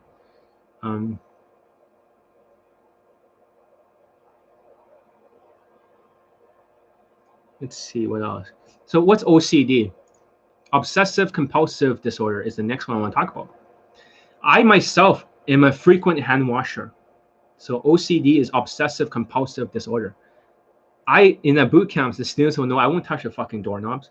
And during coronavirus, this kind of thing is good. So maybe in the old days, that with viruses and germs, people always are forced to wash their hands and be clean, even by the pond. Even mothers will wash their hands, even around their babies and stuff, so they don't contaminate and kill off their offsprings. But OCD, I'm not sure, but a lot of pickup artists do have it. So they have different types. So hand washing is the first one. The second one is the ritualistic OCD. Ritualistic means they need to put everything in place. The shoes have to be exactly here, here, here, here. My old roommate, right, is very like that. John, everything has to be exactly in the right fucking place and tidy, or he's mentally self-destruct, which is funny. So a lot of pickup artists, they have to do all these stupid rituals, which wastes a lot of fucking time, especially during Elite 60 when I was training the Indian student. He has to, first of all, before I cook, I have to do this. I got to put this thing over here. It wastes a lot of fucking time, lack of focus. So for OCD, so the second one, ritualistic. So what's the third type?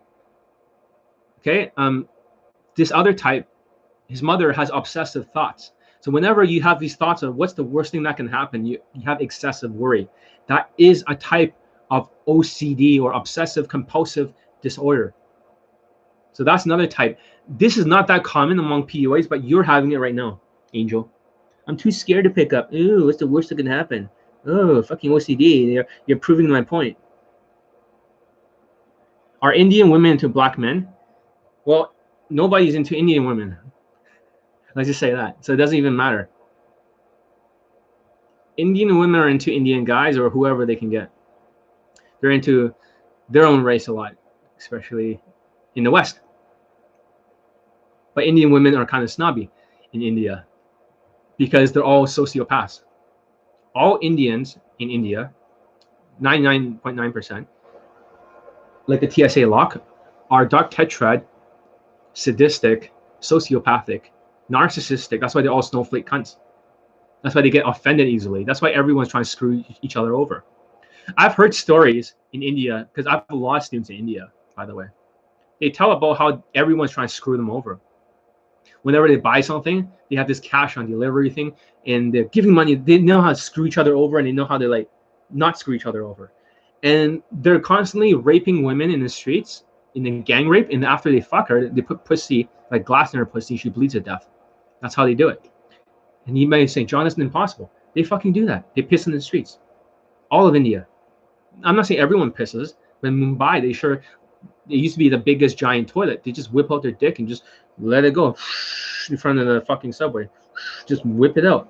Just pee everywhere. They don't have any empathy or they don't have any guilt. So, about Elite 30 program, right? In the Pakistani friend program, and they are the same, but you love sexual connection. In the Pakistani friend program, and I don't know what the Pakistani friend program, but it's interesting that some naturals like kind of use Elite 30 because motion equals emotions. Natural game, really. Instead of calling it from hardcase to hero, it should be just called natural game, the Bible of natural game, because that's what it really is. That's why I teach in that first day of boot camps. What race of women likes Asian men the most? Asian women, maybe half of them, 46%. Not much else. They have the least response rate in the world for online dating. Of all the races, none of the women actually favors Asian guys. I know it's fucked up. So what? Unless you're tall, strong, or decent looking, you got to widen your fucking shoulder. For the students who are Asians, who are just not good looking, they're just like fucking 4 or 5 out of 10. They're not tall and they're not strong. What the fuck are you doing with your life? Are you fucking stupid? Fucking work out. Widen your fucking shoulders. Stop wearing fucking hoodies. Wear a fucking Rolex, a gold Rolex, to raise your fucking value. What the fuck is wrong with you? No, but John's all game. They're gonna burn themselves out with their fucking RSD hoodies. That's why most of them in Vancouver quit. They went to Jan lifestyle. It doesn't fucking work. RSD, Julian's game. They're autistic. No social skills. Hoodies. Bad hair. Right? No pomade. All dead. So if you're not a pretty boy type, I can fit into that a little bit chubby now. So I can lose the weight. Or you're not like tall, or you're not strong, then fucking work on one of them. Stop being a cunt. The game, John. They all trick. John, game. This is what they say to me. John, more game. John, more game. Game, John, game. My game is already like 11 out of 10. You dumb fucking idiots. Go learn some skills. Great. You're learning the game. Learn some fucking social skills, you dumb fucking idiots. How about some fucking body language? None of you have any good body language. Most of you are putting hands in the pocket like Queef and Casanova and just fucking no fucking facial expressions. Holy shit. My fucking God. Like, seriously, not good enough. Raise your fucking standards. The coronavirus, now they're spitting on you. They're pushing you around. And I have to teach you motherfuckers how to fight. Now to release a free course again on teaching Asians how to defend themselves so they don't get pushed around in the coronavirus. My fucking God, just work out. Widen your fucking shoulders at least. And they're always skinny. They always say, John, I work out, right? John, I work out. No, dude. You got some, like, definition, but you got no fucking wide shoulders. You're like a fucking ectomorph. You're just turning women off. Unless you're a pretty boy, like K-pop looking, and you're skinny. And I used to be very skinny and pretty boy-like. Unless you're like that, then you better get some fucking value, guys. Stop being like so narcissistic. Okay. Mm-hmm. What about Jet Li and Jackie Chan? Okay, I'm just gonna.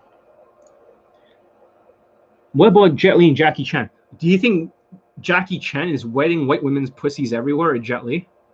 Come on now. Do you see them like fucking? Are they drenched down there because of Jackie Chan and his fucking Asian? You think they're drenched down there? Like they're just fucking slipping their juices, or they're kind of like they just like his fucking beta fucking movies, but they don't give a shit about him. Come on, give a thumbs up for Jackie Chan, you know, for being a beta cuck. Bruce Lee, out of those three, married a white woman back then because he has facial expressions, because he has good body language, because he got muscles, guys. Are you starting to get it? I'm telling you guys the motherfucking truth of the game. I'm telling you guys the motherfucking truth of the game. Bruce Lee's got muscles, wide V shape, right? Huh? Wide V shape, facial expressions, good mindset, confidence. I'm just telling you guys. And back then, his fashion was like in fashion in the 70s. Asian men need to stop eating soy. It's making them weak. It's not just soy that's making them weak. Although soy does have a lot of estrogen, they don't all eat soy. Actually, most Asians don't eat soy. They need to like actually work out, and they need to stop dressing with hoodies, and they need to like wear some elevator shoes, because they're lacking the protector status. When you look at Indians versus Asians, which one have more value? Well, you can see Indians have low curry Indians, but in reality, curry Indians have wide bone structure. They have huge fucking V-shaped bodies, and they're tall as fuck. And they have more Western bone structure. So therefore, Indians have more UAR, universal attractive rating, than the Asians. Why do people not like black women out there? Because black women, like, they act very masculine. So Asian men are very feminine. So they're kind of the opposite of the polarity that they should be, masculinity. But it's not about masculinity or femininity, because K-pop guys are skinny and pretty boy-like. They look like women. The secret is that, are you a positive stereotype or negative stereotype? Every race has a positive, every race has a negative. ¿Cómo estás? No, I don't speak Spanish. Yo soy guapo. No, I was joking. So I say to women. I call them bonitas. And, you know, like hermosas. And, you know, chicacas. But no, I can't speak Spanish. No comprehendo español. Why girls love Arabs, although they're very aggressive? Because that's a positive stereotype. They're more alpha. They're already tall, and they already have good bone structure, and they love Arabs because they're just way up there in Europe.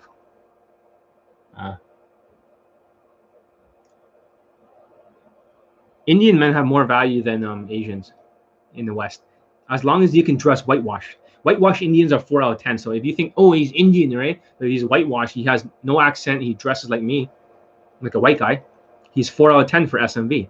Curry Indians are 2. If you're an Indian guy, you look like my old roommate. He looks like a Spanish guy. He looks like a Latino, right? Then his SMV is 7. It doesn't even matter if you're Indian and you look that race, because your SMV will be that stereotype. And he speaks like, you know, namaste, right? Mirinan, John Hai. He speaks Hindi, right? He has an Indian accent, but no one can tell. So if you're Indian, you look black, you got 8 out of 10 SMV.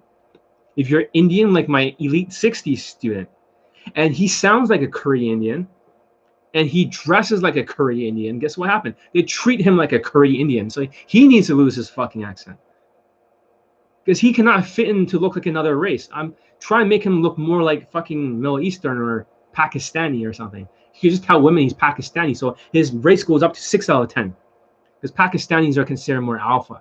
Curry Indians are negative stereotypes. So it's not about, it's negative or positive. So even a person who's a negative stereotype can turn into a positive stereotype. Mexicans are short. And you have, I didn't say Mexicans, I say Spanish people. They're not third anymore. They're more like number 4. But they do have some compliance with women. And for my student, that 18-year-old student, actually he's 17-year-old high school student when he banged like 18-year-old girl. And got a girlfriend. I made him dye his hair brown so he looks more white. You see that? fitting in with other races and being a positive stereotype. Before dyeing his hair, he didn't get any results in Vancouver. Vancouver has lots of Latinos, by the way, and Latinas. So in the area where I used to be, there was like Latinos and Latinas everywhere. So lots of loud music, a lot of salsa dancing. You never fucking sleep because they just love to party. They have this lack of empathy mentality that they got the place. It belongs to them. They can do whatever the fuck they want. Who fuck everyone else. They don't have empathy. They don't have empathy. I mean, they don't have guilt. Zero guilt. They don't give a fuck. And if you look at top 50 like murder capitals of the world, 47 are like Spanish countries. Having said that, and Latinos flake on Asian men more than any other race in the world because they don't have guilt. So they wear a mask. They're like, oh yeah, and then the text. That's why they like tall white guys or tall Latinos because they got big hips, hip to waist ratio. So therefore, they need a bigger protector status guy. Hope that makes sense. But yeah. But Arabs are considered more attractive to women now. I think in Europe, they have gone up a little bit. Their stock has gone up. Latinos only gone down a little bit because of Donald Trump. Donald Trump is like, you gotta give it to the Latinos, they're like MS-13, they're like get across their border, the animals, they're the animals, and the thing is that they should not like cross the border. Because of that, it lowers the SMV, just like COVID-19 has lowered the Asians SMV down from 1 out of 10 down to 0 now. So you have to operate as you're Asian as if you have no SMV. Why am I seeing a lot of young guys go for older women in California University? Who knows? Whites, blacks, Latins, Persians. Yeah, they're positive stereotypes. That's correct. Latinas like black men the most, to be honest. It depends. They like protector status the most because they got big hips. Hope that makes sense. This is not a fucking Q&A, guys. I'm trying to teach you about fucking OCD. Not that cheap black pussy is. Gives a fuck what he thinks. Just ignore him. Long story short, right? The next one of the OCD is called the preppers. They usually are guys who like to collect shit. They don't throw away shit. The preppers is OCD. You always see the guys that have the whole house full of shit. That's another type of OCD. The guys who are collecting toilet paper, all that stuff. And other OCD, which I have, is called the perfectionist. The perfectionist is like, I'm such a perfectionist, the students need to have such a high standards. Their standards are like so fucking high. Everything has to be perfect. That's another OCD. So how does OCD really work? Okay. So we're going to break this down into parts. Hopefully you can see this. Let me erase the first part. So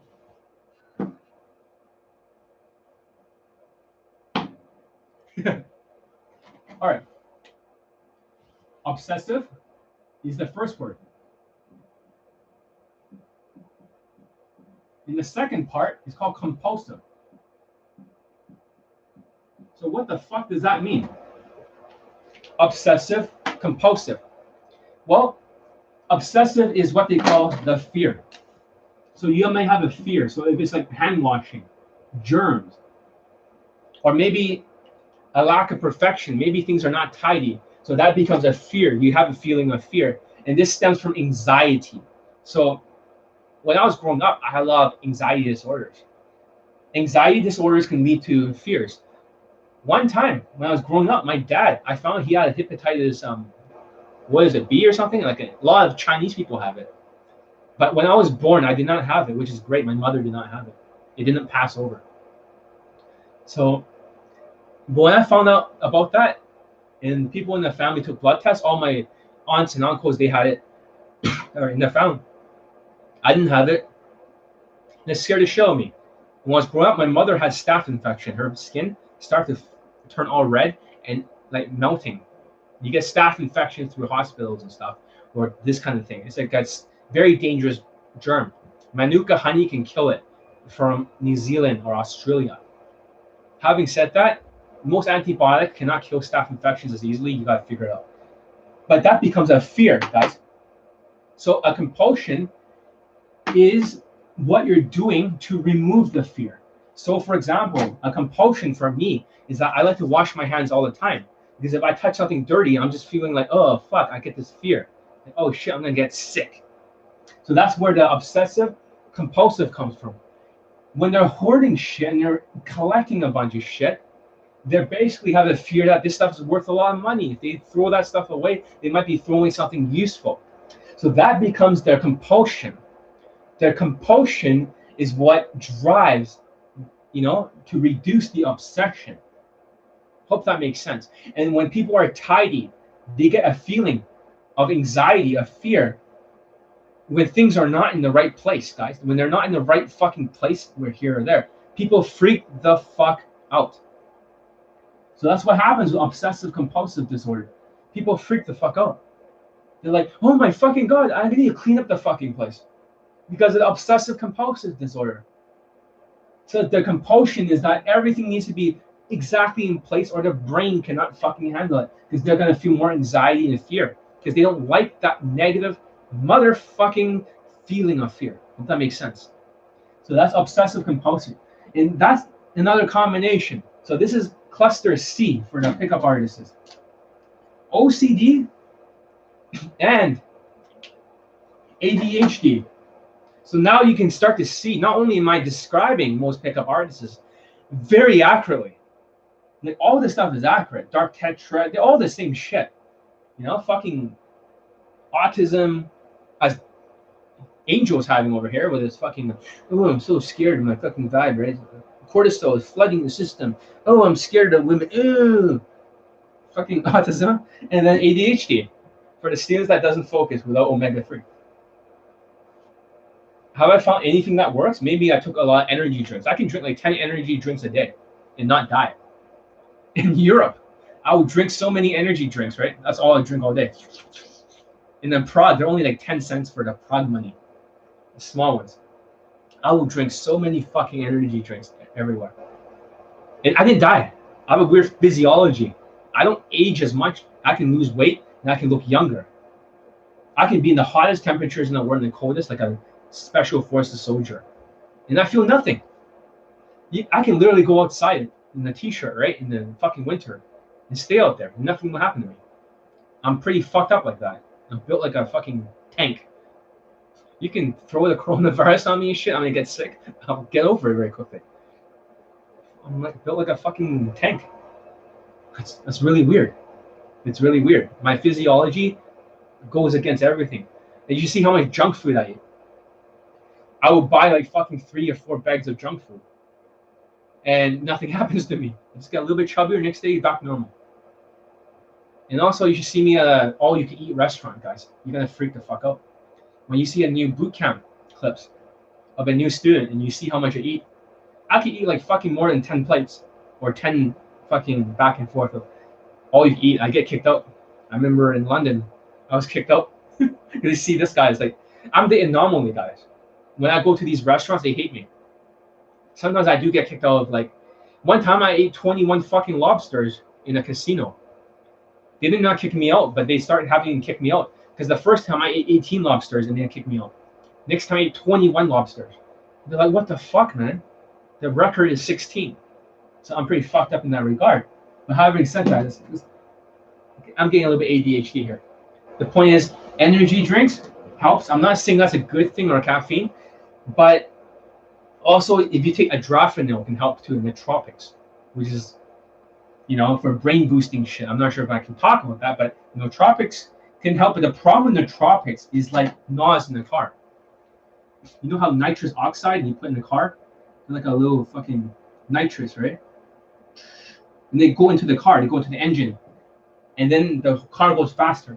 But the problem with using shit like that, which I do not recommend, but if you have no focus, if you don't have omega-3 to fill up the tank with gas, and you try to use the nitrous oxide or Adrenal, you will focus a little bit, but you'll burn yourself out and you become less focused.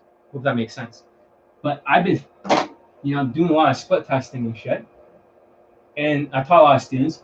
This is the conclusion I came up with: omega-3, vitamin D, and maybe in the future I'll make an opt-in form. If you guys want to know the exact amount of vitamin D, the exact amount of omega-3, how much to take in a day, and how much to take all this shit to maintain your health, Because my students, they do split test this shit. So that way I know this is not a fucking theory. But ADHD is a big thing and you need your fucking skills here, guys. Without your skills here, you have no skills because you can't focus for shit. So for those who have Elite 30, go watch it over and over and over and over until you go through your fucking mental filter. Hope that makes sense. And this is obsessive compulsive, guys. I hope that makes sense. A very simple explanation. Very simple explanation. It's not rocket science. We don't have to turn this into a very complicated fucking university course. We don't. Because obsessive and compulsion is to remove it. And this is exactly what I'm telling you about the PUA mental illnesses. This is all perfectly accurate. All of it's fucking accurate as shit. And you all know and deep inside what I'm saying is fucking true. You know what I'm saying is fucking true. All right.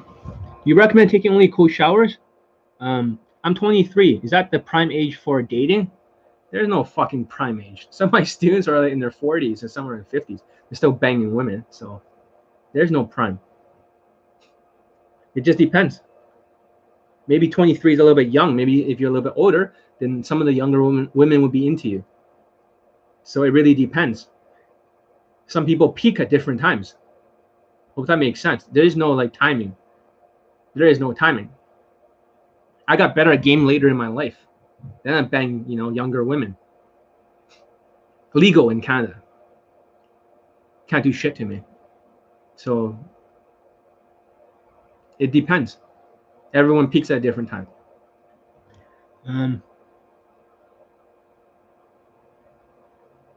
You understand nothing in his videos, but if you bought his programs, you will be in the next level. Exactly. Do you recommend taking cold showers? Why not? That's a very stoic kind of mentality. Cold showers teach you a little bit of discipline to be uncomfortable. I think doing something that you do not enjoy every single day will help you retrain your nervous system, help you take more risk. Because people don't like discomfort, that feeling, they run away from it. So a lot of people don't like that sense of failure, or they're afraid to succeed because of all the responsibilities. But this way, with cold showers, it forces uncomfortable feeling. It's also good for your arteries too. When you have cold water, it'll squeeze all the fat out of the arteries. Not all of it, but a lot of it. So there's multiple uses for that. I'm not saying everyone should take cold showers, but you can. I don't see why not.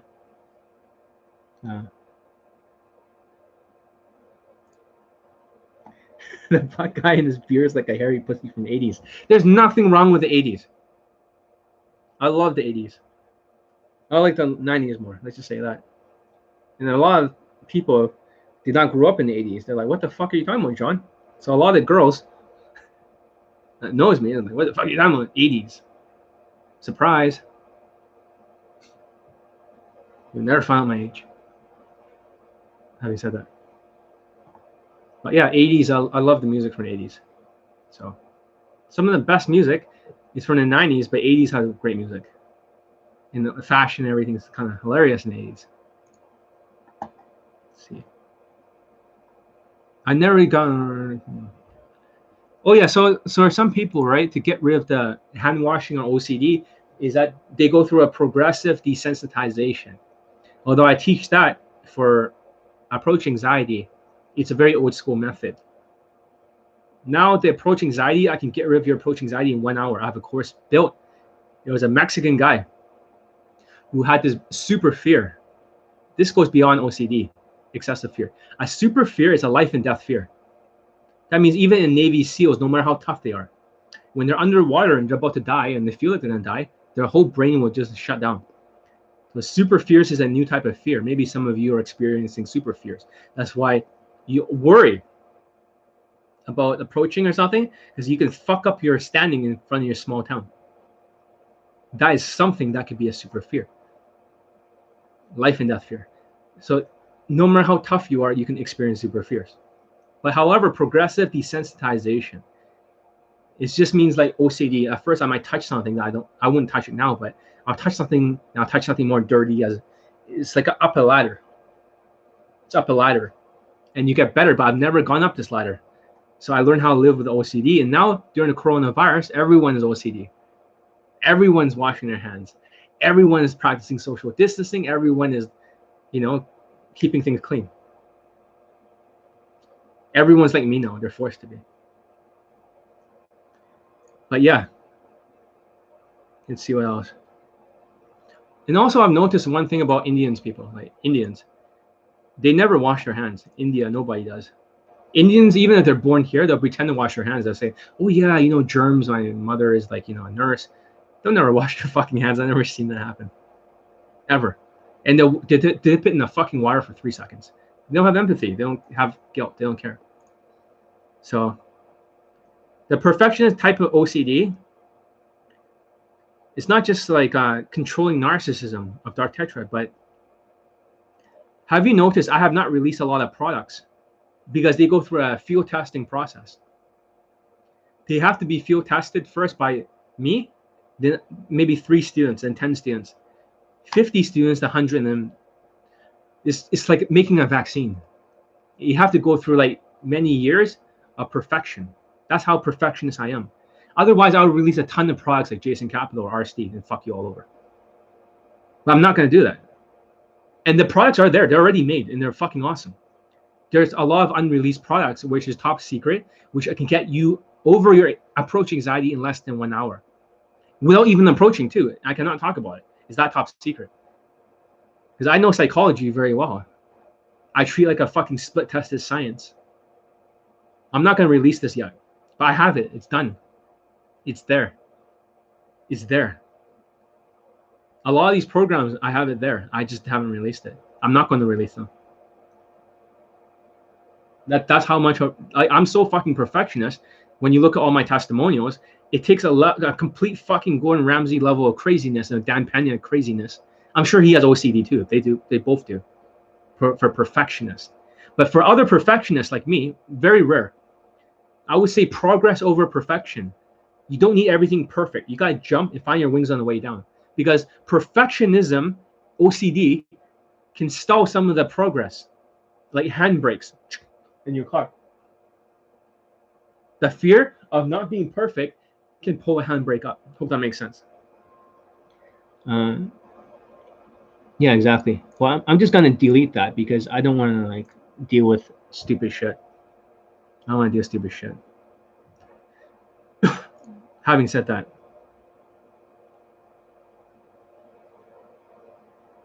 yeah, it's like a vaccine. Entrepreneurs, besides myself, besides guys with PUAs, I have found a lot of the entrepreneurs because when I got ClickFunnels, that program, very expensive, $300 a month. Entrepreneurs, yeah. Entrepreneurs. Have you noticed a lot of the entrepreneurs also have like the fucking like dark tetrad and narcissism and all that other shit too? Same fucking things, right? Very similar. So not all of them are worth listening to for entrepreneurs. However, there are some people who have made the money themselves, not just from what they teach, but they made it themselves, and they also can teach it. I will listen to people like Russell Brunson, for sure. I do not think he's a entrepreneur. I would ignore other ones. Like there are a lot of them that are like that. They didn't make the money from. Dan Pena made his money from himself, but there are some people out there who did not make the money, and a lot of the money they made is from selling courses and shit. But for me, the difference is I'm not delusional. So luckily in the first lock, I don't have the sociopathic mindset. So therefore my products work like crazy. And they're backed by over 400 and something late poll testimonials, guys. That's when you have zero delusions. So luckily I'm not part of the sociopathic. Dan Pena is funny to watch too and hide.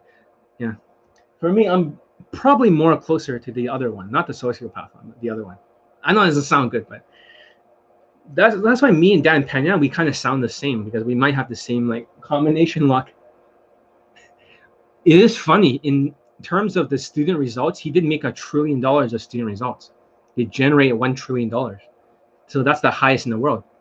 For me, the boot camps, there are over 30 boot camp fucking trailers coming soon. I just have to find the rest of it in my old phone. I'm not even talking about the combined. The combined will already push me over 30, I believe. There's a lot of things I didn't get credit for. It's kind of funny because people might think that they're the better coach. But statistically speaking, if you look at my bootcamp page, I actually have way more fucking testimonials. Like way more. I just didn't share it with the world. And they were gaming elite. That was before I even heard of Justin Wayne. I was already like getting so much student results. I was already gifted. I was the best in the world. Now you know. Gaming Elite was the first name I used as a dating coach in 2013. So that was a PUA name. John Wayne was originally, I was called John Dole. So it was supposed to be spelled D-O-E, John Dole. I put D-O-L-E, I fucked it up. Then became John Wayne. I was already teaching Justin Wayne's game in 2015. So I already started, the first Wayne game I taught was Justin Wayne's game with the Asian version, not another one. And afterwards, I became John Elite. So I dropped the Wayne name and I put Elite back to Gaming Elite, back to John Elite. Gaming Elite and John Elite are trained by the Pakistani mentor. He's the guy who mentors me. And this is where all the student results are like fucking crazy. John Elite, instead of having students polling like John Wayne, had a lot more students like polls and lays. Gaming Elite's all like mostly lays, a few polls. John Elite is all lays, students. There's only a few polls, but they always become lays, which is fucked up.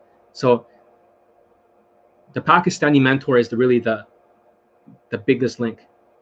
And so this is where a lot of these concepts come from: social skills, social calibrations, manifestation, fashion, you know, personality in the game. A lot of this stuff that has never been heard of before. In the inner circle, all of us are connected to the universe. That means we're gifted. We're not sociopaths. Most of them are probably like a little more on the psychopath side. Let's just say probably more on that side.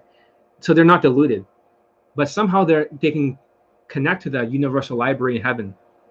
So, and then when they talk to women, they don't have that much empathy, but it goes up there in the stratosphere and back to their brain, up there and back to their brain. So they can kind of read women.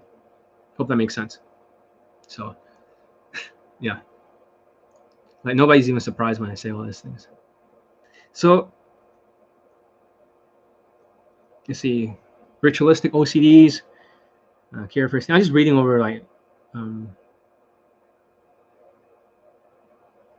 yeah, I think that covers a lot of what I want to cover, guys. If you guys like it, give it a thumbs up. Check out my bootcamp page. I'm constantly updating it. There are more student results. I will find all their testimonials, and you know, even if they didn't make a testimonial, I still get all the screenshots of the thing in my old phone, all the pictures, because back then I couldn't even afford a camera. Back then in 2003. Back then, all we had was goddamn fucking cell phones. I never thought to record every single boot camp. But however, we didn't have a GoPro. I only bought one around 2017. I had a Sony camera. So that's when everything started, when I collected more clips. Where's my Sony camera? This thing. So this is when I decided around 2017. So a cameraman will grab it like this with his big hands, right? Then we can cover it a little bit, and we can. John, your nose is very fat, like sea lion males. What the fuck? Thank you. But it is a little bit fat, but it's also a little bit pointy too for Asian. So it's not flat like an Asian. So it's not like this, like other Asians. At least I have a little bit of pointiness, which, you know, it's not terrible nose for Asian. It's not the best nose, but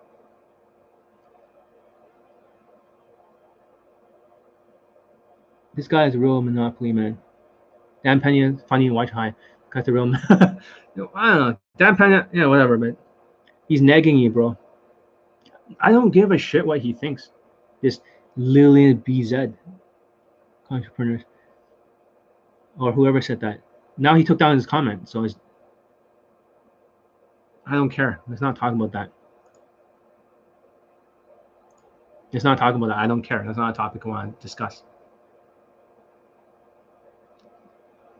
So the cameraman will do this, right? He's like this. He'll cover it, and that's when in 2017 I was able to record more of the stuff and document it.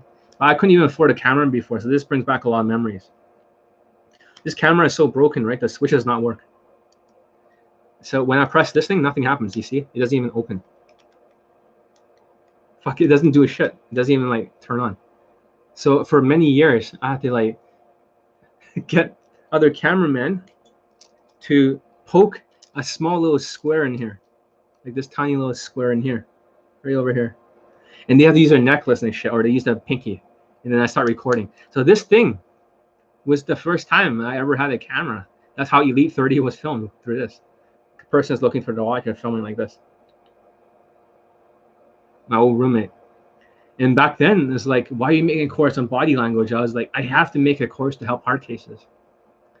I have to make a course. And this camera, you got to thank this camera. Because now I got more high-tech shit. Money is not a problem. Before, like, even coronavirus, money is not a problem. But I'm the only coach actually making any money in coronavirus. They ain't making shit. Because they look at the testimonials. But this brings back a lot of memories. So I have to look for my old phone. But thank you, this thing. This thing has, yeah, to get any footage at all and to hide it. And GoPro, you can't really hide it because GoPro is like kind of squarish.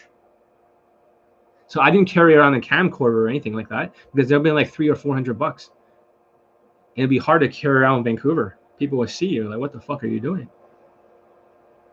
However, saying that, I still got bits and pieces or evidence of all these student results. And most of them, when they see themselves there, these are the older students in Vancouver. When you look through all those things, remember who got you laid. Remember who taught you. You can still make me a video testimonial if you're not like ungrateful. I got you your first lays for a lot of you. For digging. You're such an inspiration. Keep it up, man. Thank you very much. So, if we don't have any more questions in general about this, I hope you guys learn a lot. Like, this is like really educational, guy. Because if I make this too long, right, no one's gonna watch this fucking video. But the good thing for ADHD people is you should watch my videos at 2 times speed in case you cannot focus. For all the mental illnesses videos, you should watch it at 2 times speed and get a notepad and write it down. You'll learn a lot of shit. So, fuck yeah.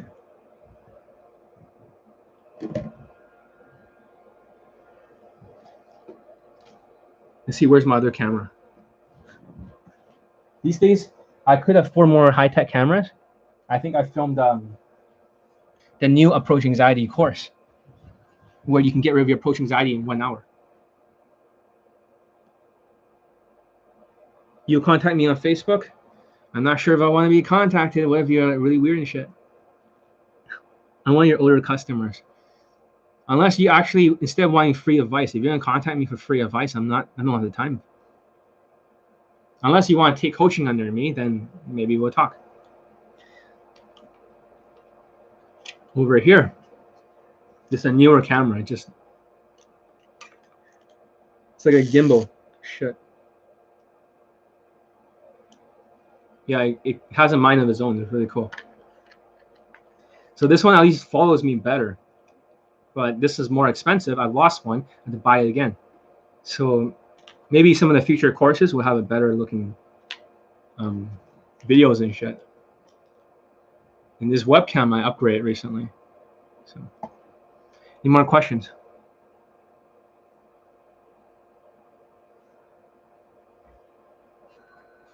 Oh, this watch is pretty cool. The funny thing about Rolex watches and versus this is that women actually know what Rolex is. They don't know what the fuck this is. They think it's from McDonald's or something like that. Happy Meal toy. They're like, what the fuck is this ugly looking shit? But they don't know this ugly looking shit. I want some shoeless, right, to get to 6'5" low. Elevator shoes, dude.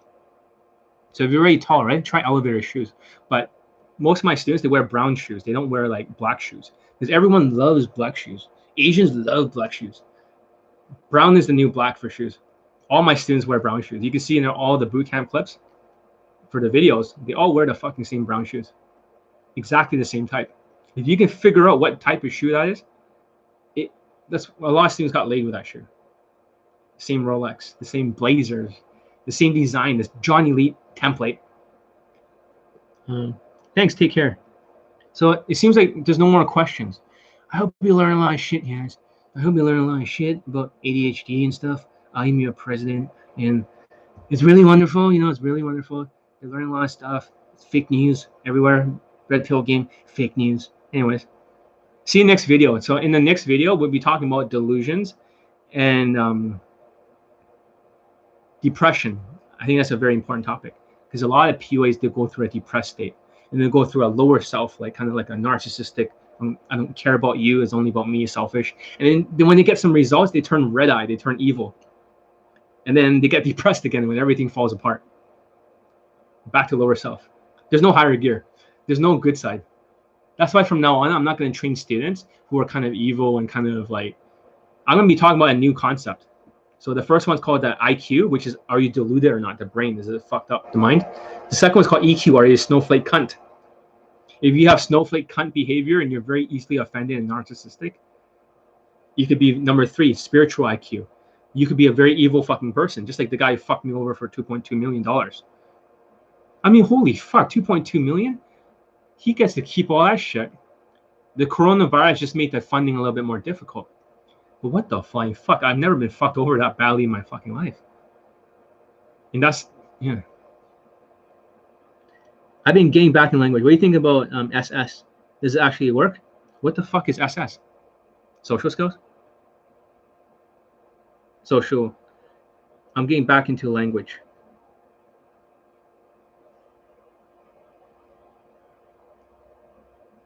Fuck, now I'm getting so ADHD and so bored. I'm gonna be like just watching YouTube videos.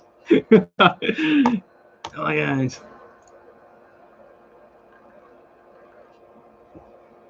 That's why I think about speed seduction. Hey, Ross Jeffries, I want to say to you something. Dear Ross, when in 2001, when you start your website, I was using speed seduction. I thought it was a day game guide. It turns out it was night game. So you fucked up my life in university in 2001. For the next few years, I didn't get laid. Not only did I not get laid in high school, not in university. Ross, you ruined my life, but you turned me into John Elite, John Wayne, and Gaming Elite. So I want to say thank you, Ross Jeffries, but also fuck you for ruining my life.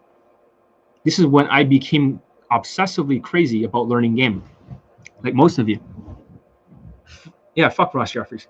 So for Ross Jeffries, I want to say that you were fighting with Mister in 2003. I remember. I kept using your fucking guide and I kept getting rejected. Women say, oh yeah, I like what you're saying, but I'm not into Asians. 2001. I was in university. I failed a course once, so I had to repeat it a few times. So I ended around like 2003, 2004. Fuck you. Fuck you. After that, I became so obsessed with the game, I had to learn every material. That's when I started learning gold nuggets from every fucking system. All these white dating coaches, I've learned all the systems. Fuck you guys too. I only kept a bit in pieces in the playbook. Most people do not see the pieces. But the whole playbook is full of gold nuggets from all the other coaches. It's a system that's mixed with everything in one. All the game stuff. So if you learn the playbook, you don't have to spend all these years field testing and discarding. Every system I learn, like Justin Wayne or anyone else, I'll discard all the dirt. White people, 99% of the system is dirt. There's always that 1% that's decent. 99% shit. Exactly. Screw Ross Jeffries. Because you have to understand how seduction works. Okay? There's like two sides of the brain. There's two sides of the brain. So let's say this is a brain, for example, okay? The left side and the right side. The left side of the brain is more logical. So this is where objections dealing comes in. This is why Mystery was fighting with Ross, because objections dealing, logical side, verbal game is on the left side. But women is not always verbal. They're more emotional. This is the right side. But the problem with the right side is that she may be into you. She may find your tall black SMV very good, or looking SMV. But at the same time, if you don't deal with the objections, she's not going to buy all the time. This is why you need alcohol and you need to wrestle with. I don't recommend shit like that. So having a good left brain and right brain in your game is very important. But the problem with Ross Jeffries is he's trying to go to the extreme right. He's trying to use like stuff like self-pointing. He's trying to use patterning. Kind of like, can you imagine the feeling of me? I'm right in the middle. You just expand this feeling and whatever. The sky is beautiful. Instead of this sky is beautiful, the sky's. I know it's speed seduction so well. That's the first system I've trained in or practiced in. Speed seduction ruined my life, Ross Jeffries. But it doesn't mean you need to neglect the right side of the brain. I know I'm very left brain because a lot of my students are very logical. But you need to be like left and right, guys. The right brain is important to spike her emotion. The left brain is really important to deal with the objections. It's kind of like sales. You might make them feel a lot of pain. You might make them feel a lot of pleasure, right? If you're trying to sell something. But if they still have objections, they ain't buying shit. Because this is gonna cock block you. It's like a woman in a club. I don't do club game, but she's gonna have objections. And you have to deal with the objections. And by dealing with objections, I don't mean like a white guy. I don't mean just by being a tall white guy where you see the pole. To get the objections in sales, you must pitch. You must say, based on everything you say, this is the perfect course for you. So that's called a pitch. Instigate's a pitch. But for white people, if they're seeding the pole, they're pitching the pole. The woman already assumes the sexual. For an Asian guy, when they seed the pole, right, you know what happens? Nothing. Women are not even wet yet. They're like thinking, oh, this friend zone gay, beta fucking Asian guy wants to move her to a different place, like in the friend. So therefore, now you have to deal with the objections in the bedroom. And she's like, what the fuck? Why is this guy escalating? And Asians don't have the ability to change their emotional tonality and all that shit. Hope that makes sense. So therefore, it's not just seeding the pole. And it's not just about compliance threshold. You don't just lower the goddamn threshold. Because imagine you're dealing with compliance threshold. It's kind of like you're a big guy. Here's a woman standing here. Every time you try to deal with objection, you kind of like try and throw her over with one hand. It doesn't throw over. You see that? Eventually she get tired and eventually she fall down. That's the idea of compliance threshold. This is why the white people's objections dealing is shit. You want to grab onto the uniform by using a statement of empathy. So you use the word I acknowledge. And this in text game, you use the word I acknowledge, you grab on the same uniform. So you want to grab on the uniform. I acknowledge that you don't really want to go home because you're scared. If you don't acknowledge, you cannot grab on the uniform and you cannot throw. So when I teach how to throw, it's not just by trying to use one hand and try and knock her over. Over time, if you got higher height, more race, more SMV, she'll fall. But if you have a low SMV, you can do that like fucking 200 times, nothing will happen. And I've done that to an 18-year-old model before. She eventually said yes and then back and no. I field test on the boot camp with a student. Because I field test everyone's game. Didn't work for a short Asian guy like me. So it's statements of empathy. I acknowledge that you feel like you don't want to go home with me. Then you can ask a question. A question would be like, why do you say something like that? What's your biggest fear? It means you're pulling the uniform off balance. Now their feet's like, you see that? And now she's gonna answer your question. Maybe because she's been hurt before, when she went to someone's home and the guy never talked to her again. So you grab the uniform again. I acknowledge that people have left the very next day, but I'm not gonna be someone like that. You see, you can't get her over the fucking shoulder yet. But you loop it. I actually met my ex-girlfriend this way. Now she's partially over your shoulder. And then what happened was, this is what led to a relationship over the shoulder. You can leave anytime you don't want to, disqualified, over the shoulder. If you feel like I can get you Uber back home. But let's just see how the night goes. You never know. I could be someone important in your life. Chrome. Now she says yes. Now you dealt with the objection. Left brain. Now that's dealt with. That's gone. This kind of objections dealing is superior to anything white people teaches because they don't fucking know. Because they're not Asian, they're not low SMV. They have no idea how to do this kind of thing. This is way too advanced. This is expert level. This is what made the guy $2.2 fucking million that fucked me over. He brought my fucking objections dealing from day game into the world of, his world. And I didn't see a single fucking dollar out of it. And I'm giving you guys the algorithm, a little bit of it, not all of it. You'll learn in super high detail. I'm a very technical guy. I'm a very left brain guy. You don't know how scientific I am. I'm not just a.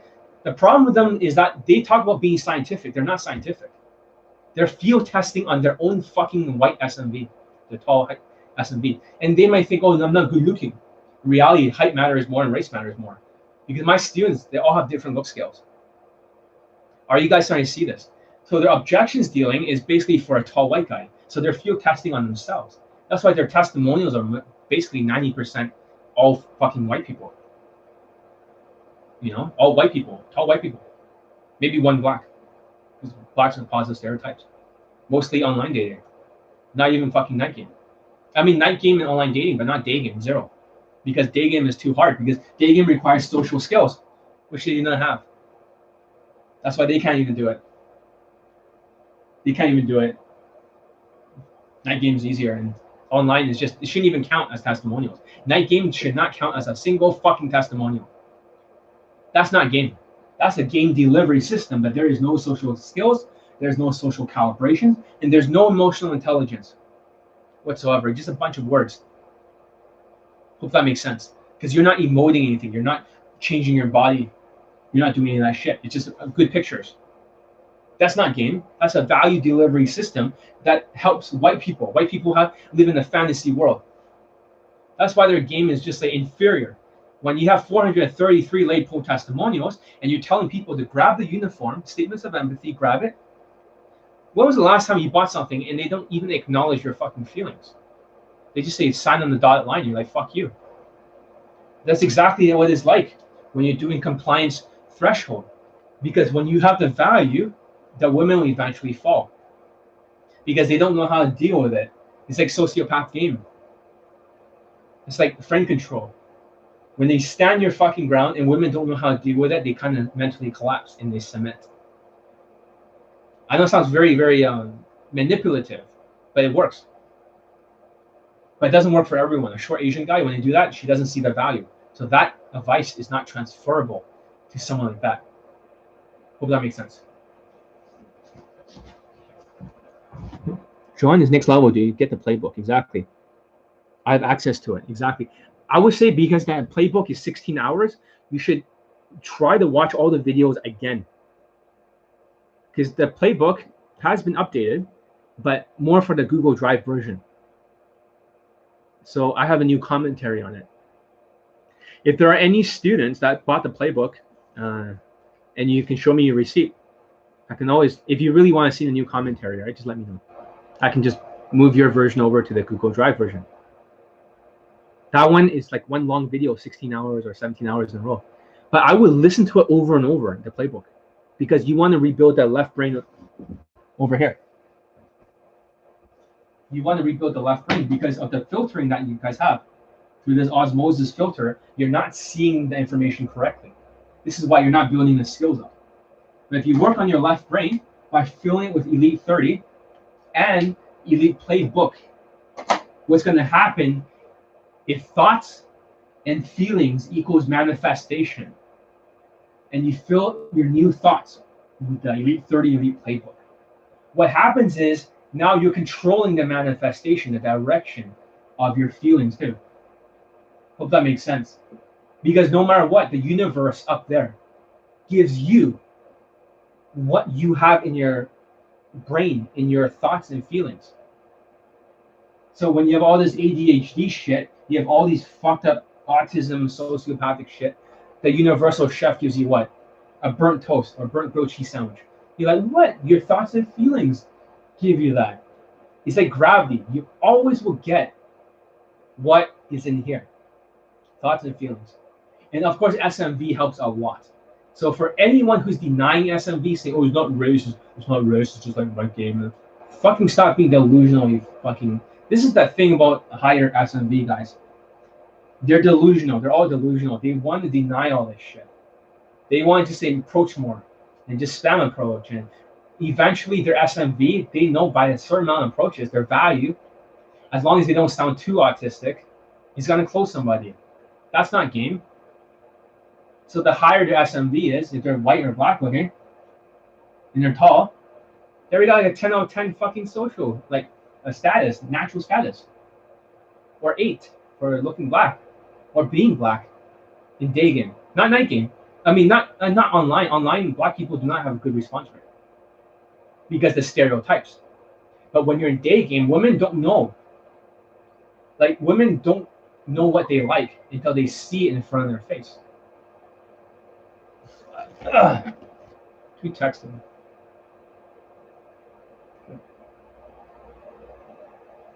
All right, good. So you can see this opener is starting to work too.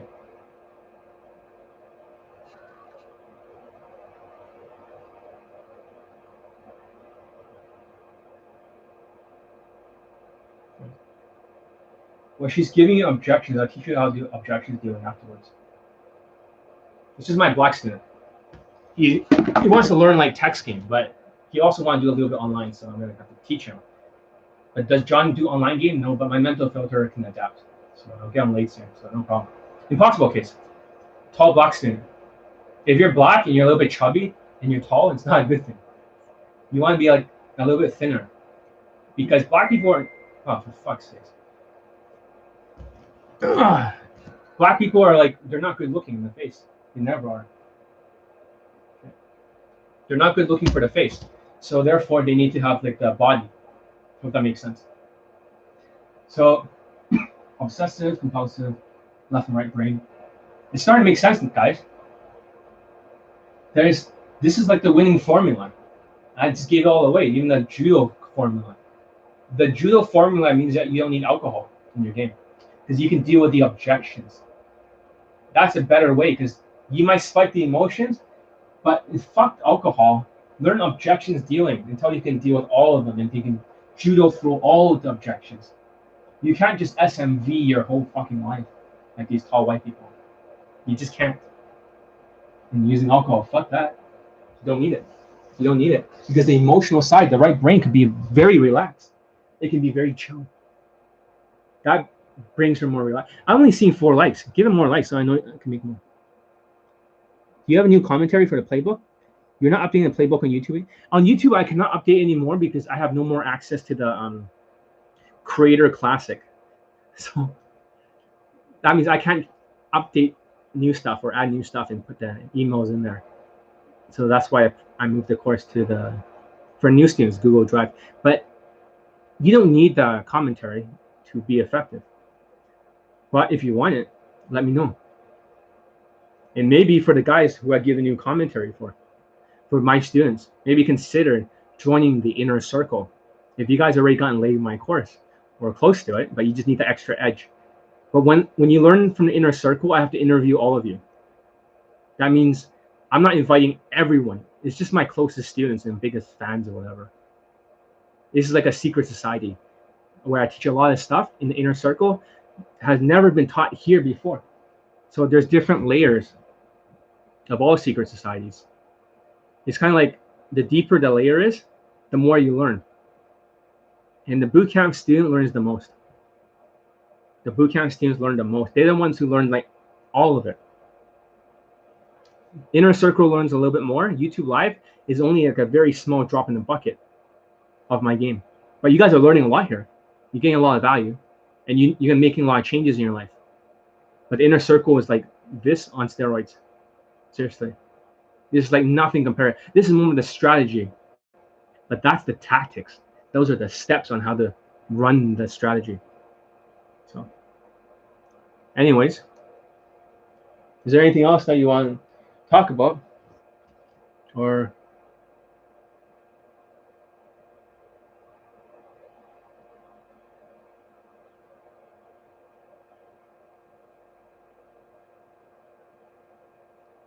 okay, who said I wanted to have sex with you? I'm a romantic guy. Yo, text her this instead, okay? Text her that. So you're gonna deal with a shit test now.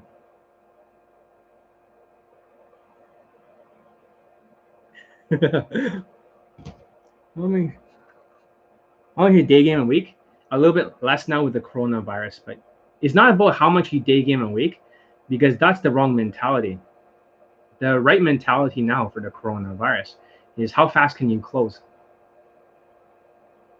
You know, I only go for one shot, one kills. Whenever I need to get laid, I only need one approach. That's it. Because I keep her on the line. All the social calibration and shit. But how do you do that in one approach? It's very simple. You practice at home. In front of the mirror, like let's say for example, I want to improve the neck. I look in the mirror and I practice like this. Next time I do it again. I do this over 100 times in one day. So I see the mirror again. Oh, blah, blah, blah, oh, blah, blah, blah, blah. Now see it's moving a little bit, so I fix it. I do it again. It's getting better. I do it again. I do it again. Now it's getting there. And now I keep doing it until it's reinforced. So I take Elite 30 and I do it 100 fucking times a day for that piece I'm missing. Does that make sense, guys? That's a secret. The Kaizen. Let's say I'm not making great eye contact. I'm looking in the mirror. Blah, blah, blah, blah, blah, blah. Let's say I'm doing this. Next time I try to reduce it. Blah, blah, blah, blah, blah, blah, blah, blah, blah. Next time I reduce it again. Now it's like a little bit less. Blah, blah, blah. I reduce it again. Blah, blah, blah, blah, blah, blah, blah, blah, blah, blah, blah, blah, blah, blah, blah, blah, blah. Again, now it's down to the micro detail. Now it's down to millimeters. Blah, blah, blah, blah, blah, blah, blah. It's not perfect yet. I do it again. I look in front of the mirror, walk across, blah, blah, blah, blah, blah, blah. I do it again. Now it's down to like half a millimeter. Blah, blah, blah, blah, blah, blah, blah, blah, blah, blah. It's not perfect. Again, blah, blah, blah, blah, blah, blah, blah, blah, blah, blah. So now my neck is perfect. In this, walk in front of the mirror again. Blah, blah, blah, blah, blah, blah, blah, blah, blah, blah, blah. See that? Now I got it. So basically, you can tweak everything to perfection this way. I shouldn't be teaching the public this. But literally, you can have the perfect outer game, perfect everything. If you have like a tall mirror and you practice like 100 fucking times a day on one weakness. Just follow the Elite 30. Holy shit. I would spend all day on just one of the days. If one day is just standing 45 degrees, stand in front of the mirror. Blah, blah, blah, blah, blah, blah, blah. It's not that 45. A little bit more. Neck back. Blah, blah, blah, blah, blah, blah, blah. Neck back. Blah, blah, blah, blah, blah, blah, blah, blah. Neck back. A little bit more this way. Blah, blah. You see that? So every time I walk across the mirror, I attack the mirror. So it's not about how many times you approach. It's more like, can you do a one shot, one kill? And now you're starting to see during the coronavirus, if you're not practicing like this with Elite 30, you're dead. You try to close it with 6 shots now. Before, they called it a sniper game. Sniper game is the wing game. We all have our own escalation ladders.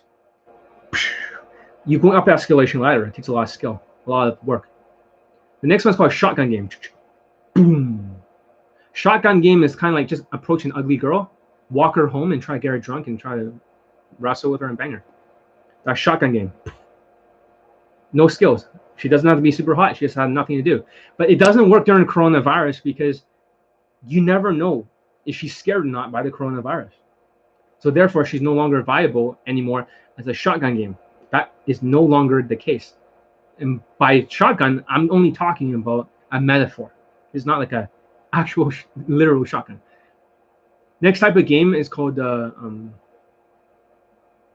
revolver game, or the 3-round burst. It's like some machine guns have 3-round burst. 1, 2, 3, boom, boom, boom, boom, boom, boom, boom. Asians should run for 3-round burst. That means they're still aiming for like just 6 shots, like a revolver game. Imagine you only have to have 6 approaches when you get out of there for the coronavirus. If you have 6 approaches and you have to close, how will you do it? Obviously, you got to practice at home in front of the mirror hundreds of times. That when you have those 6 shots, you're perfect. Body language. You're like, shit, that's the secret. Perfect fashion. 10 out of 10 social calibrations. Practice even in front of friends. Maybe if you're listening to the Friends TV show, for example, and you can hear how they talk like. Okay?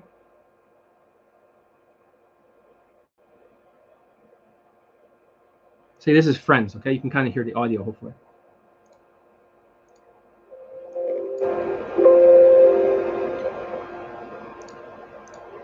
Some help. Chandler's not here. Well, you can help me. Chandler is not here. You can help me. See, you try to get the exact tonality down, so you have to be perfect. I like the way you touch a girl in the program. Thank you. Thank you. After a while, you do enough touching, you no longer feel that fear. That means when you touch, at first, for most white guys, they're very afraid of touching women because they're like, they have this fear. But whenever you do it correctly, it's kind of like Tai Chi. Your hand will soften up because there's no more fear.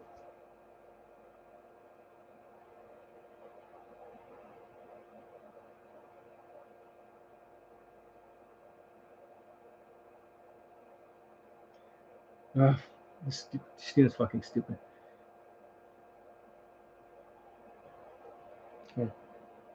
Hey, John, I forgot to add sex to the text. I fucked up. Of course you fucked up. Of course you fucked up because this is impossible cases. This is what happens when they have this shit for whatever brains and they need omega 369. My shit is going on in my house, and I know you don't give a shit, but I've been fucking up lately. A huge fight broke out in my house. But the point of it is, I forgot to add sex to it, so I had to put sex at the bottom. So. Yeah, usually shorter texts are better, but you can't change it. But fuck her. I mean, there's more than her as a woman. She's not even that hot. Who does she think she is? Like I said, treat her like the ugly fat woman that you hated before. The other fat, ugly black women. That when you text her like that, right? That she starts to chase. Because you're talking to her like she's worthless. So there's a value in difference. Hope that makes sense. Get into that mentality. Treat her like that. Who does she think she is? Kind of make fun of her frame. She says she doesn't want to have sex. You say, I acknowledge that you don't want to have sex, but neither do I. Disqualify yourself. Who says I want to have sex with you? Say I only want to have sex with somebody that, you know, that I can vibe with, I can really chill with, that I connect with. And I don't know that until I meet you. If I really want to meet you, get into that frame. Yeah. Have you heard of Corey Sky? No? I don't care about all these nobodies. How many testimonials did they have? How much student results they have for day game?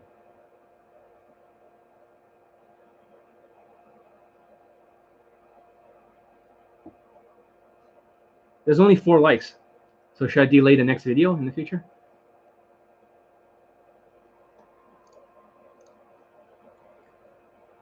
I already said James Tuss. He's a fucking psychopath. No empathy. He kept saying something about small dicks to me, and I just call him like a fucking, you know, dumb fucking. He's racist. He's racist. He's a psychopath. He has no empathy. His game sucks. So that's why you cannot connect in this game. This is why he's never be good. He just sort of SMVs it with his face that looks like his mustache looks like a fucking asshole with hair everywhere. That's what I think about him. RSD guys, how many testimonials do they have for day game? 0. Todd only has 1. Does that answer your question? They're all entrepreneurs. For RSD, the reason why they're fooling you is because of this combination lock. They're a cult. Because the way you see, because you don't see with RSD. And this is a funny question to ask because I made all these videos to unbrainwash you from RSD. Because you're seeing from this mental filter because of the sociopathy and the autism. You cannot see Tyler's serial killer smile. So whenever you look at these dating coaches, let's say this Tyler, you never see that fucking sociopathic eyes, right? You never see that serial killer thing. You only see the smile. Because you're autistic, most of the general population, they can see this fucking serial killer face. But for you, you just see like a smiley face like this. That's all you see because your left brain. Your left brain makes you see it like this. Therefore, you get tricked by Tyler. So you think Tyler is a good person. Everyone else who sees Tyler sees this, a serial killer. And because you're autistic, therefore you don't like to be offended. That's why they're so nice to you. When they're nice to you, they try to be emotional. They try to be caring. They're just faking it so they can extract money from the sheeps. Don't forget that Middle Eastern student that you saw during the black pill, blue pill, red pill, med pill videos. That guy works with RSD, guys. He fucking runs the hot seat in Vancouver for RSD. He tells me they're a fucking cult and I'm right about them. My fucking student got no results from RSD. He got a fucking model girlfriend. A model. He's a Middle Eastern guy, 6'2". His girlfriend was a model. He dumped her. 20 fucking lays day game. Street game. Holy fucking shit. They tell me the same shit. John, you're right about RSD. Go rewatch those videos. The whole playlist of the red pill, blue pill, purple pill, black pill, and mag pill again. Because you're going to have your mind open. The reason why you cannot perceive RSD as evil for a decade is because of this. The TSA lock, the whole combination. Because you're deluded and they're not trying to offend you like I am. I don't give a fuck what you guys think. I'm willing to offend people. So I don't care about the money. I'm the only coach out there who's not here to like fucking use public speaking skills to manipulate the sheeps, to charm the fucking sheeps, the autistic sheeps with ADHD that have no skills. That's why they mentally masturbate. Now you start to see the whole chart makes sense. They minimize it and they mentally masturbate because they have no fucking skill. RSD, that's why they're spam approaching. Because they have no motherfucking skill. Does that make sense? They have no fucking skill. They never get to conscious incompetence. That's why you like RSD. That's why you didn't get any results for the last decade. So you go to next white person's course. Because you accepted the wrong neural pathways. Yet I have the most bootcamp student results in the world. I have the most fucking results for every program. Every program I have, Kaizen, 3MP, right? Text game for minorities. Every program that doesn't have to do with the goddamn fucking game. They all have lay testimonials. So John's game in every category is already maxed out. My SMB is not maxed out, but everything is maxed out. RSD is nothing's maxed out. They're like low everything. They're marketers. They know how to market to you. I've shown you a book before. That's the RSD playbook. Go watch those videos again. Please watch the sociopathy video again and watch the autism video. You'll learn about RSD. You're the realist, John. Thank you. Why is he a racist? Who's racist? What are you talking about? He didn't say racist. Realist. I'm not racist. I enjoy having so many students from different races. But I do like to celebrate the differences and tease it. It is funny because when you're black, women treat you like they're black. Okay.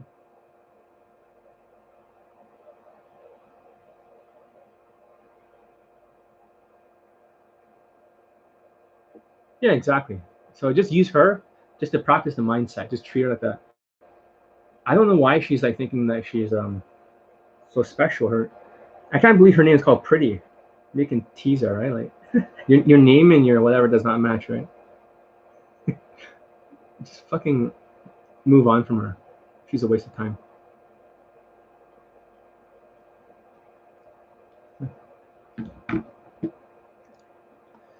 Okay, so what happens is that a lot of people, according to my Middle Eastern student, because he worked for RSD, whoever disagrees with RSD during the hot seats, they'll block their IP address. And a lot of people, when they go to RSD stuff, when they take a program with them, 40% of them ask for a refund. They make about over $1 million something per each hot seat. Jeffy's a great public speaker. People are like, Jeffy's so real. No, Jeffrey like has drugs and he brings women with, all these drugs in the back of his fucking van in Vancouver. The guy's creepy as shit. And he's like a good public speaker because I remember bringing one of my Australian, Asian, Vietnamese students and he was able to recite everything Jeffy said. Jeffy's gonna say this now. Looks don't matter. Boo that man. Jeffy's gonna say this. And he's like, he recited every fucking line because he was fucked over by Jeffy before. It's fucking hilarious. RSD is a bunch of marketers that have no skill whatsoever in digging. And you sheeps have fallen for it because marketing is stronger than your mindsets. They are entrepreneurs. They're cult. And you guys don't realize it because you're trapped by all these mental illnesses. That's why I'm trying to educate you guys. Please go watch all the old videos on sociopathy, autism, all the pills. You unfuck your mind. It's all about deprogramming. This is not a cult. I do not want a single person here to worship me. None. You're not allowed to worship me. Learn from me, get your results, make your video testimonial, and get the fuck out of there. I don't care. Get your results. However, this is not a cult. I'm not a sociopathic cult leader. I'm not a delusional. I don't charm the sheeps. I don't have this sort of crazy eyes that charm them. That crazy eyes. Fuck that. I'm probably the most offensive dating coach that just speaks my fucking mind, that doesn't give a shit. No, you say James Tuss is a racist. Why? Because he called me like a fucking like small dick chink. And he kept laughing about it. And then I call him like a fucking racist piece of shit that has no game. And that was the end of that. It was on the Facebook group. We used to post like testimonials and shit. So he'll be like, "Oh, you want to be part of my fucking we should talk in real life. Interview me." So if I close in the first like fucking approach in front of him, he'll be like, "Oh, see, now looks don't matter. You see that? You're short Asian." I was like, "Fuck you, James." Yeah. I love QFT. Amazing. These days, you don't need just QFT. You can use it FT. Qualifying is just get her to invest. You can just flirt touch. You can qualify for the first two in the escalation ladder. Flirt touch on the last two, or the last few. In fact, the new escalation ladder is even more powerful. You can run it in parallel. You don't always need. If you're not playing sniper game, you don't always need the whole QFT chart. It's sexualizing, maneuvering means moving her around, and objections dealing. You could do it at any stage. For example, on this guy texting the women, he can sexualize the conversation. He can like not just sexualize the conversation. He can maneuver her after he deals with the objections. So he can sexualize it. She gives him objections. He deals with the objections right now because she says she's celibate. She's not in it for the sex. And then he can maneuver her there, saying, "Let's meet as friends." It's the same thing. It's kind of like you can bring her back home, sexualize it, and then deal with the objections over and over until she's had sex. There's no need for this fucking escalation ladder, but you can mix it with the escalation ladder. Hope that makes sense. Ashley, I never thought they were a cult, just a business run to generate money. Tyler's not actually any good at game, but we're presented with a picture of him being a pimp. Ashley, you're a woman watching my videos? All right, Ashley. They are a cult, actually. So basically, for cults, they operate under the BITE model, BITE. So how does RSD operate as a cult? And a very first thing that they do with the BITE model is that there are 6 human needs. I'm a guy. Well, fuck. I mean, with a name like Ashley. Sorry to hear that. We all have 6 human needs, Ashley. How about I just call you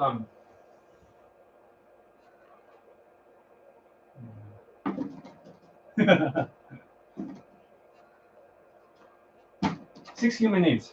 1, we always need to have certainty. We need to know what happens the next day, so we don't freak the fuck out, Ashley. The fuck. Number 2, we need uncertainty. Number 3, we need significance or importance.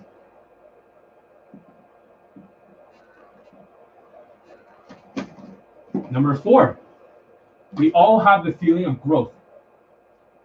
No, I mean like connection. That's why they call themselves the brotherhood. Number 5, we need to have growth. Everyone needs to grow. And number 6, you need to have contribution. That's what I'm doing, contribution. I already have all this other shit. But however, you know, for a lot of the RSD victims, they need a massive growth because they're all sociopathic. And they need a brotherhood for connection. They need to mentally masturbate to feel certain. They need certainty by believing as to good. It meets most of their human needs, first of all. Hope that makes sense, Ashley. RSD meets most of the cult's human needs. That's why they get trapped into it. Asocial black guys. See, the problem is that you're all worshiping all these cults, yet you're ignoring all my testimonials. They don't have any testimonials for day game because you like to worship. That's why you give the neural pathways to them. That's why your brain, you start to focus with your, that's how you can focus on coaches. Unless you worship them, you won't listen to me. You'll ignore all my testimonials and you won't get laid. So let's talk about the cult, BITE. First of all, behavioral control. They impose rigid rules and regulations, rewards and punishments, good and bad, to modify behavior. Just like on the hot seat, boo that man. He says looks matters, right? Or let's block his IP. Thoughts, feelings, activities, or self are reported to superiors. Financial manipulation, exploitation, and dependency. Well, that sounds like RSD in a nutshell. And I don't force you to buy anything. So if you want results, do it. Information control. They keep members so busy they don't have time to think and investigate things. Reporting systems. Members reporting on each other. Outside sources are discouraged. Control. Phones, internet, news. No contact with former members. They're considered flawed or apostates. That's why RSD has so many fucking videos confusing you, because they believe the more content and more free value they can pump to you, because you're narcissistic and you're very selfish. Dark tetrad. You accept, because you're autistic, you don't know the difference. You accept this as a gift, so you want to give back. That's why the more RSD content you consume, the more you want to buy their shit. But their shit don't work. You're just going in a loop. And they're pumping you full of bullshit information. Everything I'm telling you works. Everything. Because it's field tested with the students and split tested. It's not just field tested on the high SMV guy. Now you're starting to see it. Thought control. Us versus them mentality. Labeling other belief system as illegitimate, evil, or not useful. Members all agree their doctrination is the only way to salvation for you. Actually, this one a little bit sounds a little bit like me. So, but that's not my intention. I'm not saying that this is the only system, but this is the only system that's 434 late poll testimonials and over 20 something boot camp late in poll, state results, more like 30 now. So it's not like I'm telling you, but yes, I am labeling RSD as evil. That is 100% true. Us versus them, I am doing that because I truly believe RSD. In the old days, when I was a dating coach, around 2014, 2015 area, I used to steal students away from another Asian dating coach. He was trained by RSD. He was a tall, good-looking Asian guy. None of his students got any results in Vancouver. They just kept using Julian's 3 vibe game. The 3 vibes are fun vibe, challenging vibe, and fun vibe, challenging vibe, and what's the last one? Dominant or something like that. But he just kept switching 3 vibes. I forgot what the 3 were. Fun, challenging, and yeah, it's like a dominant. Come on, let's go this way. So he just switches between the 3. Self-amusement, it's fun. Challenging the question. Are you from Vancouver? Where are you from? Nice. It didn't work for any of the Asians. None. So this is why I hate RSD. He killed the entire Vancouver. This dating coach, Jan Lifestyle, got rich off of this stupid, fucking, dumb Asians who basically have all these mental illnesses. The whole Vancouver is ruined. Now his business is ruined. All these Asians have all these issues. That's why they worship him, because he's tall and good-looking and strong. It's just like you're worshiping all these other coaches. You're worshiping them, even if they have no testimonials. This guy had testimonials for maybe 2 for online and a couple of them for night game, but 0 for day game. He should just teach night game or something. He should not be teaching day game because he's SMVing it. Does that make sense? That's so stupid. And they fall for it. You guys are still so stupid because you guys haven't watched the videos about unbrainwashing you. All my stuff is not to brainwash you like a cult. It's to unbrainwash you from a cult. It's to deprogram you. Okay, next thing. It's called emotional control. Instill fear. Fear of losing salvation and spiritual freedom. Fear outside world. Fear of leaving or shunned. It's just like RSD brotherhood. Emotional high and low. Phrase, love bombing. 1 minute fear, the other one trouble getting excommunicated is next. So basically RSD has all these mentality that tricks you into thought control. Looks don't matter, race don't matter, freedom from outcome, you know, all these stupid fucking concepts that has limited your thinking. This is a cult mentality. It's a cult mentality. All these things have limited your ability to think outside the box. And my other student, who's Middle Eastern, every single time somebody thinks outside the box, they get blocked, their IP is blocked, you get kicked out. So RSD is a company that refunds a lot of people, and then they kick them out. So, yeah, why John? The infield I watched was nothing special. It was pretty obviously. Chick was like him already. He's pretty okay. SMV as well. Yeah, I mean he does have good SMV. He's taller than most Asians, and most Asians are not that good looking. I look at my golden ratio for my face on the machine. I'm 82%. Jen Lifestyle is like 84%, 86%. He's actually better looking than me, which is strange. You know, women do not look at the face; they look at the golden ratio. But for him, he's only approaching women who are like 5 out of 10. So he's censoring their faces and trying to make their body look hot. Whenever there's a girl that does look okay, he'll uncensor the face. Most of his results are probably from Night Game or something else. Like, it's just not impressive. Day Game, he just like sucks because he's an autistic sociopath or psychopath. He has no empathy. So in the boot camps and around the students, he just sits there and eats salad, or he just sits there and just like, he doesn't do anything. He just collects the money. He's ruthless like that. He just sits there and inner coaches them. He just drinks coffee. He doesn't care. He tells his assistants to maybe help out. What the fuck? But you guys fall for it. RSD is the same way. RSD doesn't care, because if you're dumb enough to fall for the marketing, you're dumb enough to, they'll teach you a lesson. So maybe in their dark tetrad mindset, if they're dumb enough to fall for it, that's what they're thinking. That's how dark tetrad thinks. And they charm the sheeps, then they deserve to get fucked over. That's how they think. That's why they're so nice to you in the beginning until they fuck you over, until the knife is right in your fucking back. They're a cult. They're a cult. And what happens when you leave is that they block you. Whatever. That's how they think. And they have no testimonials for day game. It's rare. It's rare.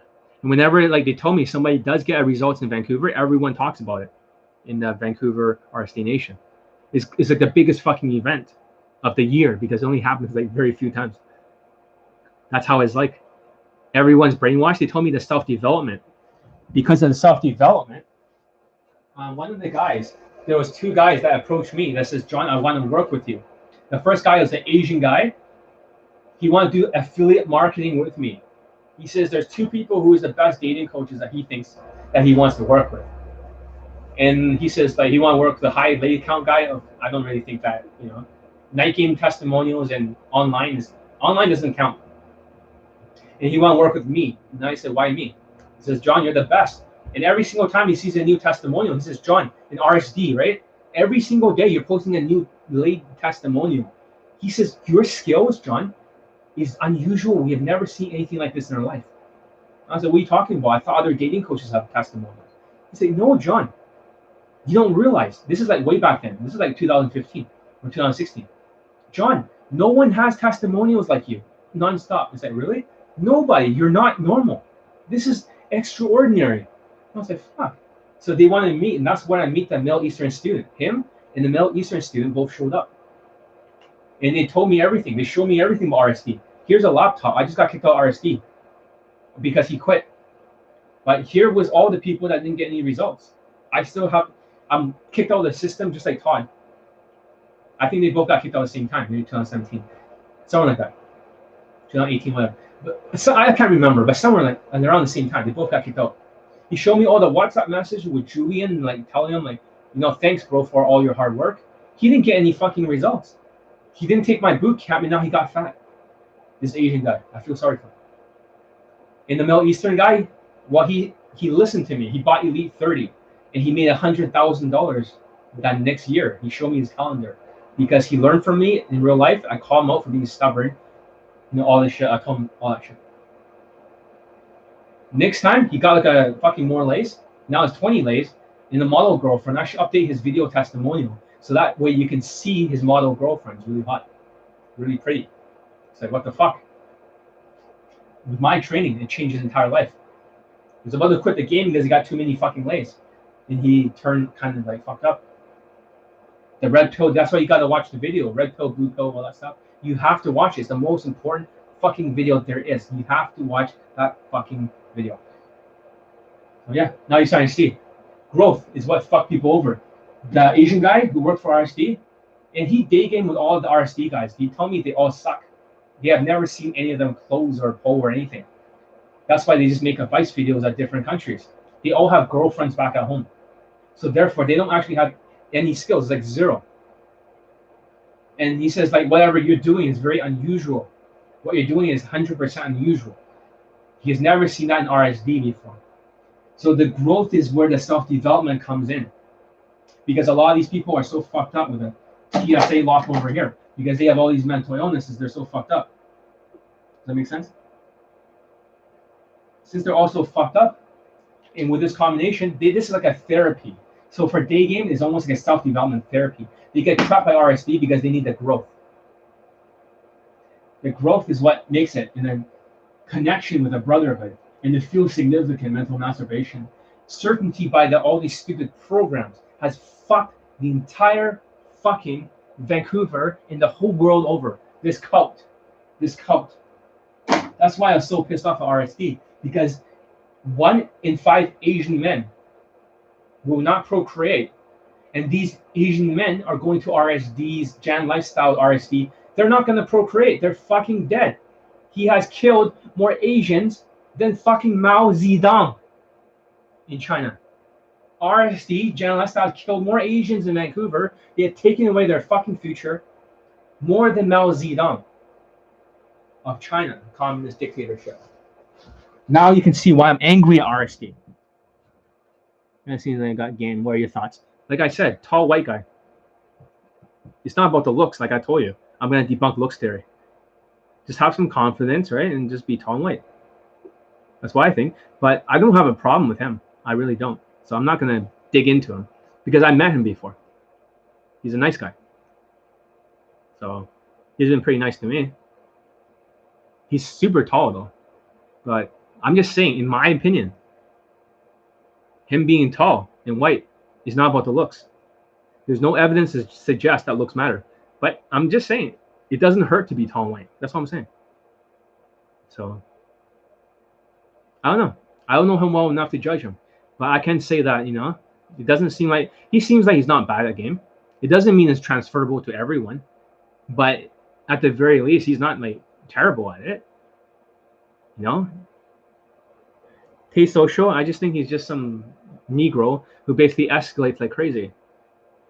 And because he's black, that's what helps him. But if you try to do that and you're not calibrated, and you're not black, and you're an Asian guy, and you're just touching women and grabbing them and swinging them in a circle, you'd probably be arrested.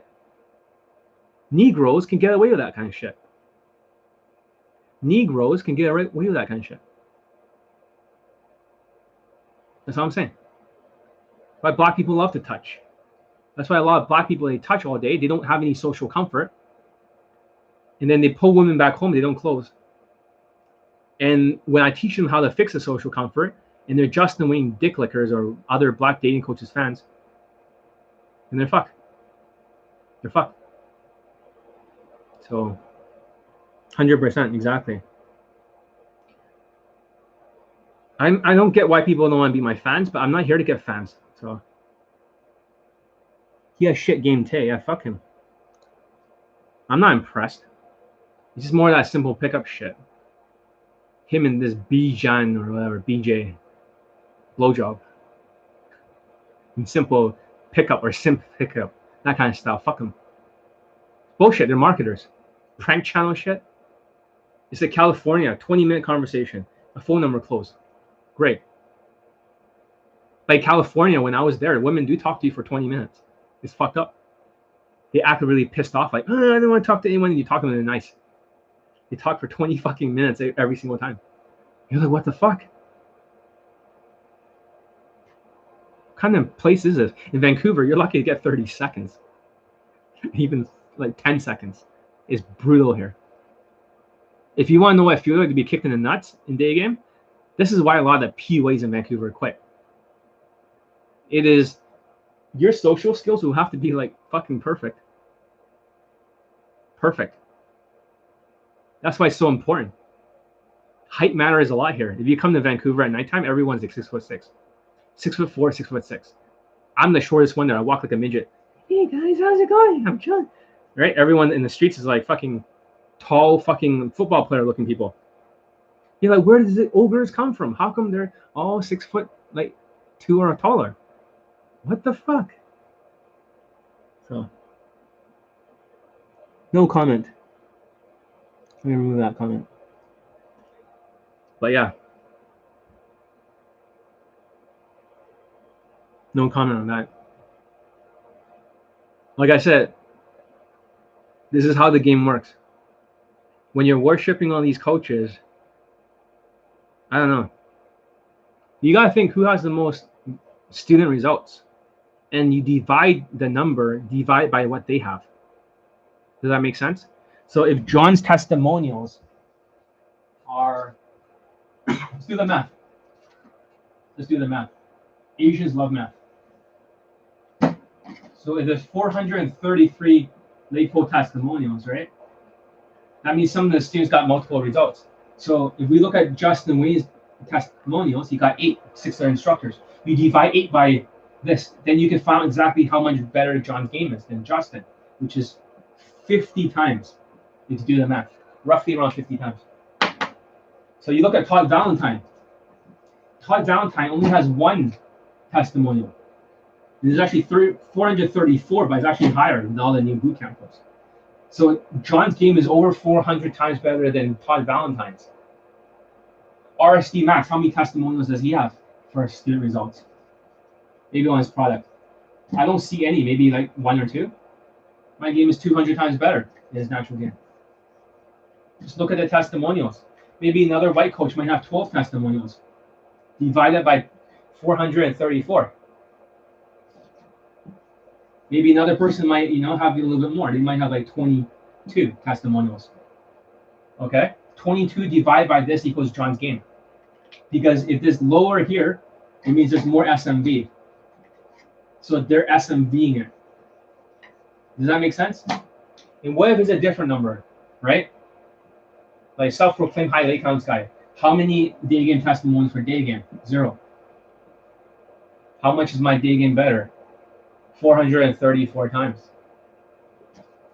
Jan Lifestyle, how many testimonials does he have for day game? Not night game, day game. 0. ABCs of Attraction for the newest coach, the tall, strong guy. How many late post testimonials does he have? 1. Just 1. You guys seeing this? How can an Asian person just have 1? Because they're SMVing it. The guy's like 6'2" or something, strong, good looking. The more SMV they have, the less testimonials they have. Hope that makes sense. Because they don't need any sort of game to get over that line. For me, everything has to be maxed out. This is how it works. Do the math. So who's your favorite coach? So if we went to Tay Social, right? And we want to look at his testimonials. I don't know who So Dating is. Sounds kind of stupid. Let me look them up. Sociopath dating. Okay, let's look at the testimonials. No, I don't see any testimonials. Go figure. Let's look for another coach, right? Tay Social. Tay Social.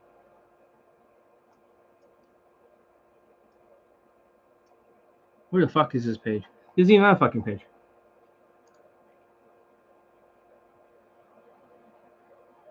About, maybe you can find his fucking website here.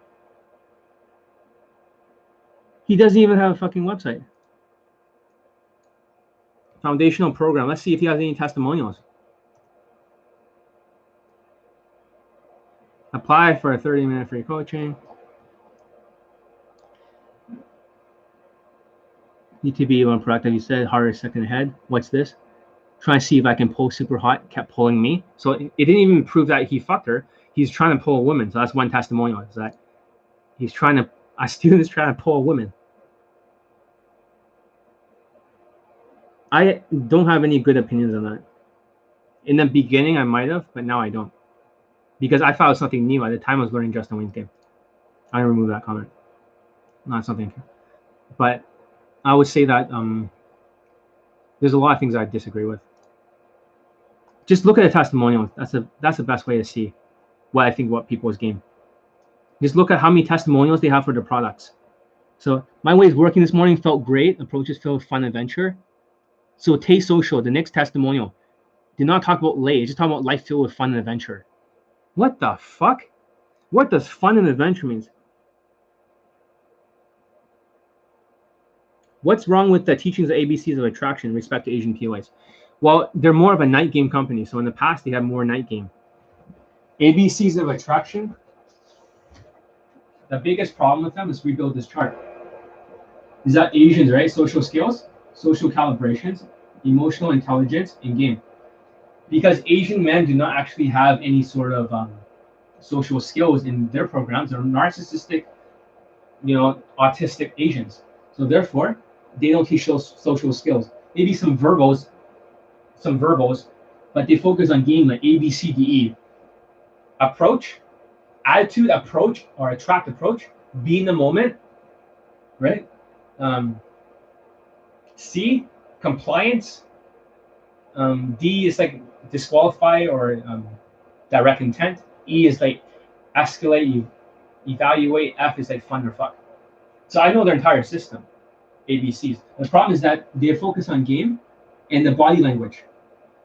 Asians have no emotional intelligence because most are narcissistic sociopaths, deluded, and they're like mentally masturbating. So this is enough right here with the filter game to get maybe some student results in night game. But in day game, you will need these two charts. This is why ABCs of attraction cannot get testimonials for day game. In fact, I have posted so many lay testimonials on the Facebook group. They used to be called Pickup Artist World, but I think women shut it down. Every single 2 or 3 days, I post a new testimonial, a new student later poll. Lay. This year is mostly lay. ABC's attraction would like stick their head out like this. Like, oh, John did not post testimonials for like a week. Oh shit, he did. He just posted another 2. The head keeps going down and out of the fucking frame.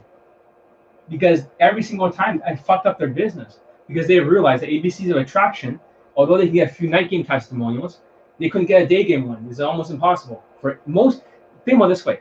If Gen Lifestyle has how many testimonials for Asian men? Let's do the math here. Asian men, 0. Queef and Casanova, maybe like, I don't know, less than 5, 3, 5, maybe 3. Maybe let's just be nice. Maybe he got like 4. How many Gen Lifestyle has? 0. How about other dating coaches? Maybe there's another one in like tall one in Australia. How many does he have? 1, my old student, which I already taught him with 150 lays. Why the fuck would he need coaching?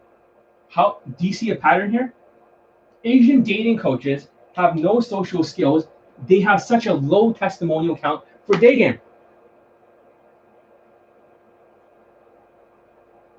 So how does John have the most Asian testimonials in the world? Because John has all these categories. Plus looks, money, and status, working on all this shit. Are you starting to see that? They don't understand. They don't have a fucking clue. And John's game is completely different. ABCs of attraction, their game is primitive. John Elite's game is calibrated for Asian men. But Asians have to do more approaches. I'm sorry, if you're shorter, I'll show you all the charts. You might have to do more approaches because your value may not be as high.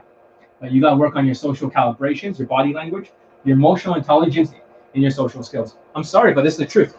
Just do the math here. 0, 4, 0, 1.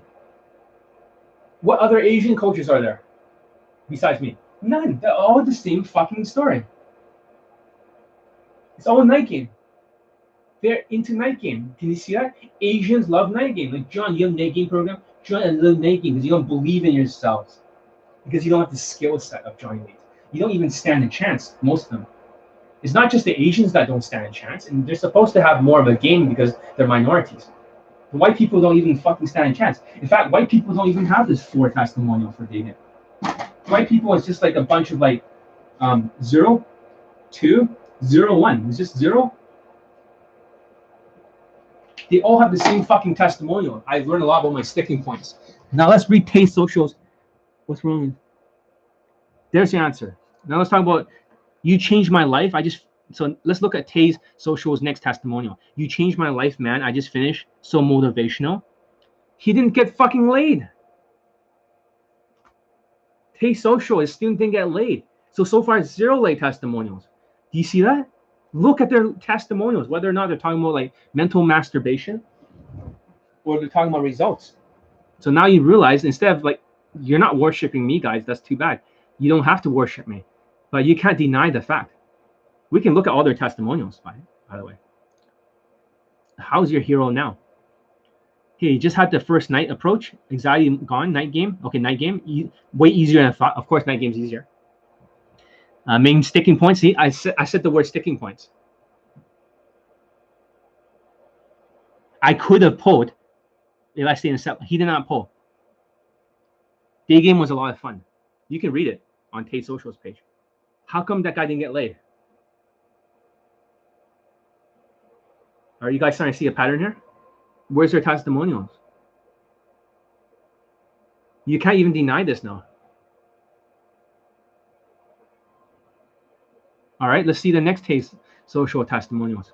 Tay helped me destroy every excuse, self-limiting beliefs, approaches, right? Became numb to rejection, great. Gives a shit. I know there's a lot of guys for him not gaming correctly, blah, blah, blah, technique. Very hardcore program. I'm gonna put the word, had a blast with Tay Worth. Where the fuck is the lay testimonial, you dumb motherfuckers? Am I shattering your fucking reality now? Exactly. Following for 12 years, you've never seen better proof than mine. Look at the fucking student results. I mean, now that you realize I got double of the bootcamp clips as I had like last week, because I'm finally stopped being a fucking lazy cunt and I'm actually making the screenshots before I make the trailers. There's nobody like me as a dating coach. There is nobody in the world that has this much student results. In 1 week, I have more than fucking 7 testimonials before as John Wayne. It's like 1 a day or 1 or 2. It's like 10 a week. In 3 weeks, in less than a month, I have more testimonials than every dating coach in the world. This is not the same game, guys. Does that sound like the same to you? It never was the same. I started in 2013 as a dating coach. I started 2001, thanks Ross Jeffries.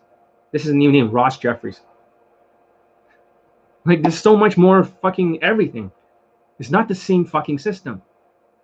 It's not even close. I take the gold nuggets and I discard the rest. A lot of shit to discard. You guys are benefiting from this. So why not just focus 99% of the time on Elite 30, like for a month? Just listen to it every single day. Listen to all day. Practice in front of the mirror all day. That's how you can do this. Attack the mirror again. Oh, blah, blah, blah, blah, blah, blah. Now the eye's good. Body's good. But the neck needs to be back. Chest. Now you attack again. Blah, blah, blah. I'm just talking to you. I'm just talking from the mirror. See, it's moving a little bit Indian. Now, keep the fuck still. Again, attack the mirror. By the way, I was just like going this way. And, you know, it's great because the coronavirus, everyone's wearing a mask. Head move a little bit at the end. Again, attack the mirror. Blah, blah, blah, blah, blah, blah, blah, blah, blah, blah. Oh, it's moving a little bit. Attack the mirror again. Try again. Blah, blah, blah, blah, blah, blah, blah, blah, blah, blah, blah. So micro movements, half centimeters. Now try to move it millimeters. Blah, blah, blah, blah, blah, blah, blah, blah. It's a little bit better. See? Blah, blah, blah. Oh, blah, blah, blah, blah, blah, blah, blah, blah. See, now it's down to like half millimeters again, but blah, blah, blah, blah, blah, blah, blah, blah, blah, blah, blah, blah. A little bit at the end. Again, you see that? When you keep doing it over and over again, you keep putting this stuff in your left brain, you start to get better. And when you go back out there, you automatically just stand up still and just talk with her like this. Don't you guys get it? You got to practice boxing in the gym before you go out there and fight. Okay, let's read the next testimonial from Tay Worth. Can we begin program early? Okay. Try to insta-date. Link me. One chick I approached wanted to hang out tomorrow. I really appreciate the critiques. Today conquered some fears. Conquered some fears. Ooh, he conquered some fears. You see how low the fucking standards are for other dating coaches?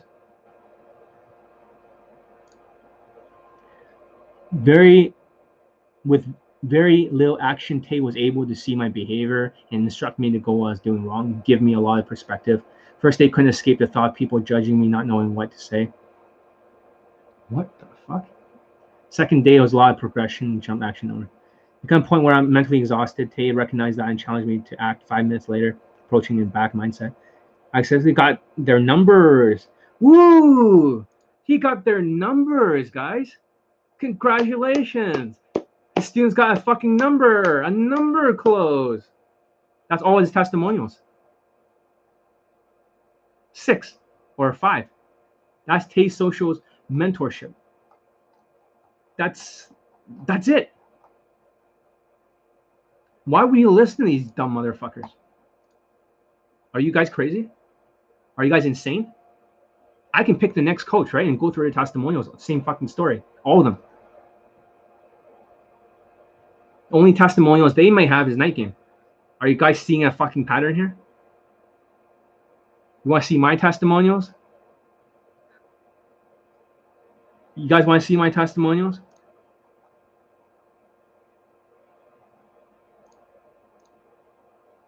Yeah. You want to see the front page now? It's so fucking much testimonials that I can't even fucking load the page anymore. See, the page is gonna take forever to load now because it's too much fucking stuff and censor their fucking faces. What about the model, the student, that RSD guy? What about his model girlfriend? I still have to update that. What about the other Indian student with more lays and stuff in Australia? I gotta still edit that and censor his fucking face and add that to this test. There's so many fucking testimonials. What about the 50-year-old man from Germany who fucking slayed with 6 fucking lays in 24 hours and got a girlfriend who is basically a lot better looking than he is, who's way younger, and she's actually very famous in her country. She can have me killed because that's how powerful she is. What about that? Holy shit. Like, what the fuck? Okay, now this fucking site's like not even properly loaded yet. Now I still have to move all the testimonials to the other side. So I make a video testimonial. I'll read out the video testimonials for all the ungrateful black students that got laid under my training who are Justin Wayne dick lickers. Shit, it's frozen my computer. Shit, my computer's frozen.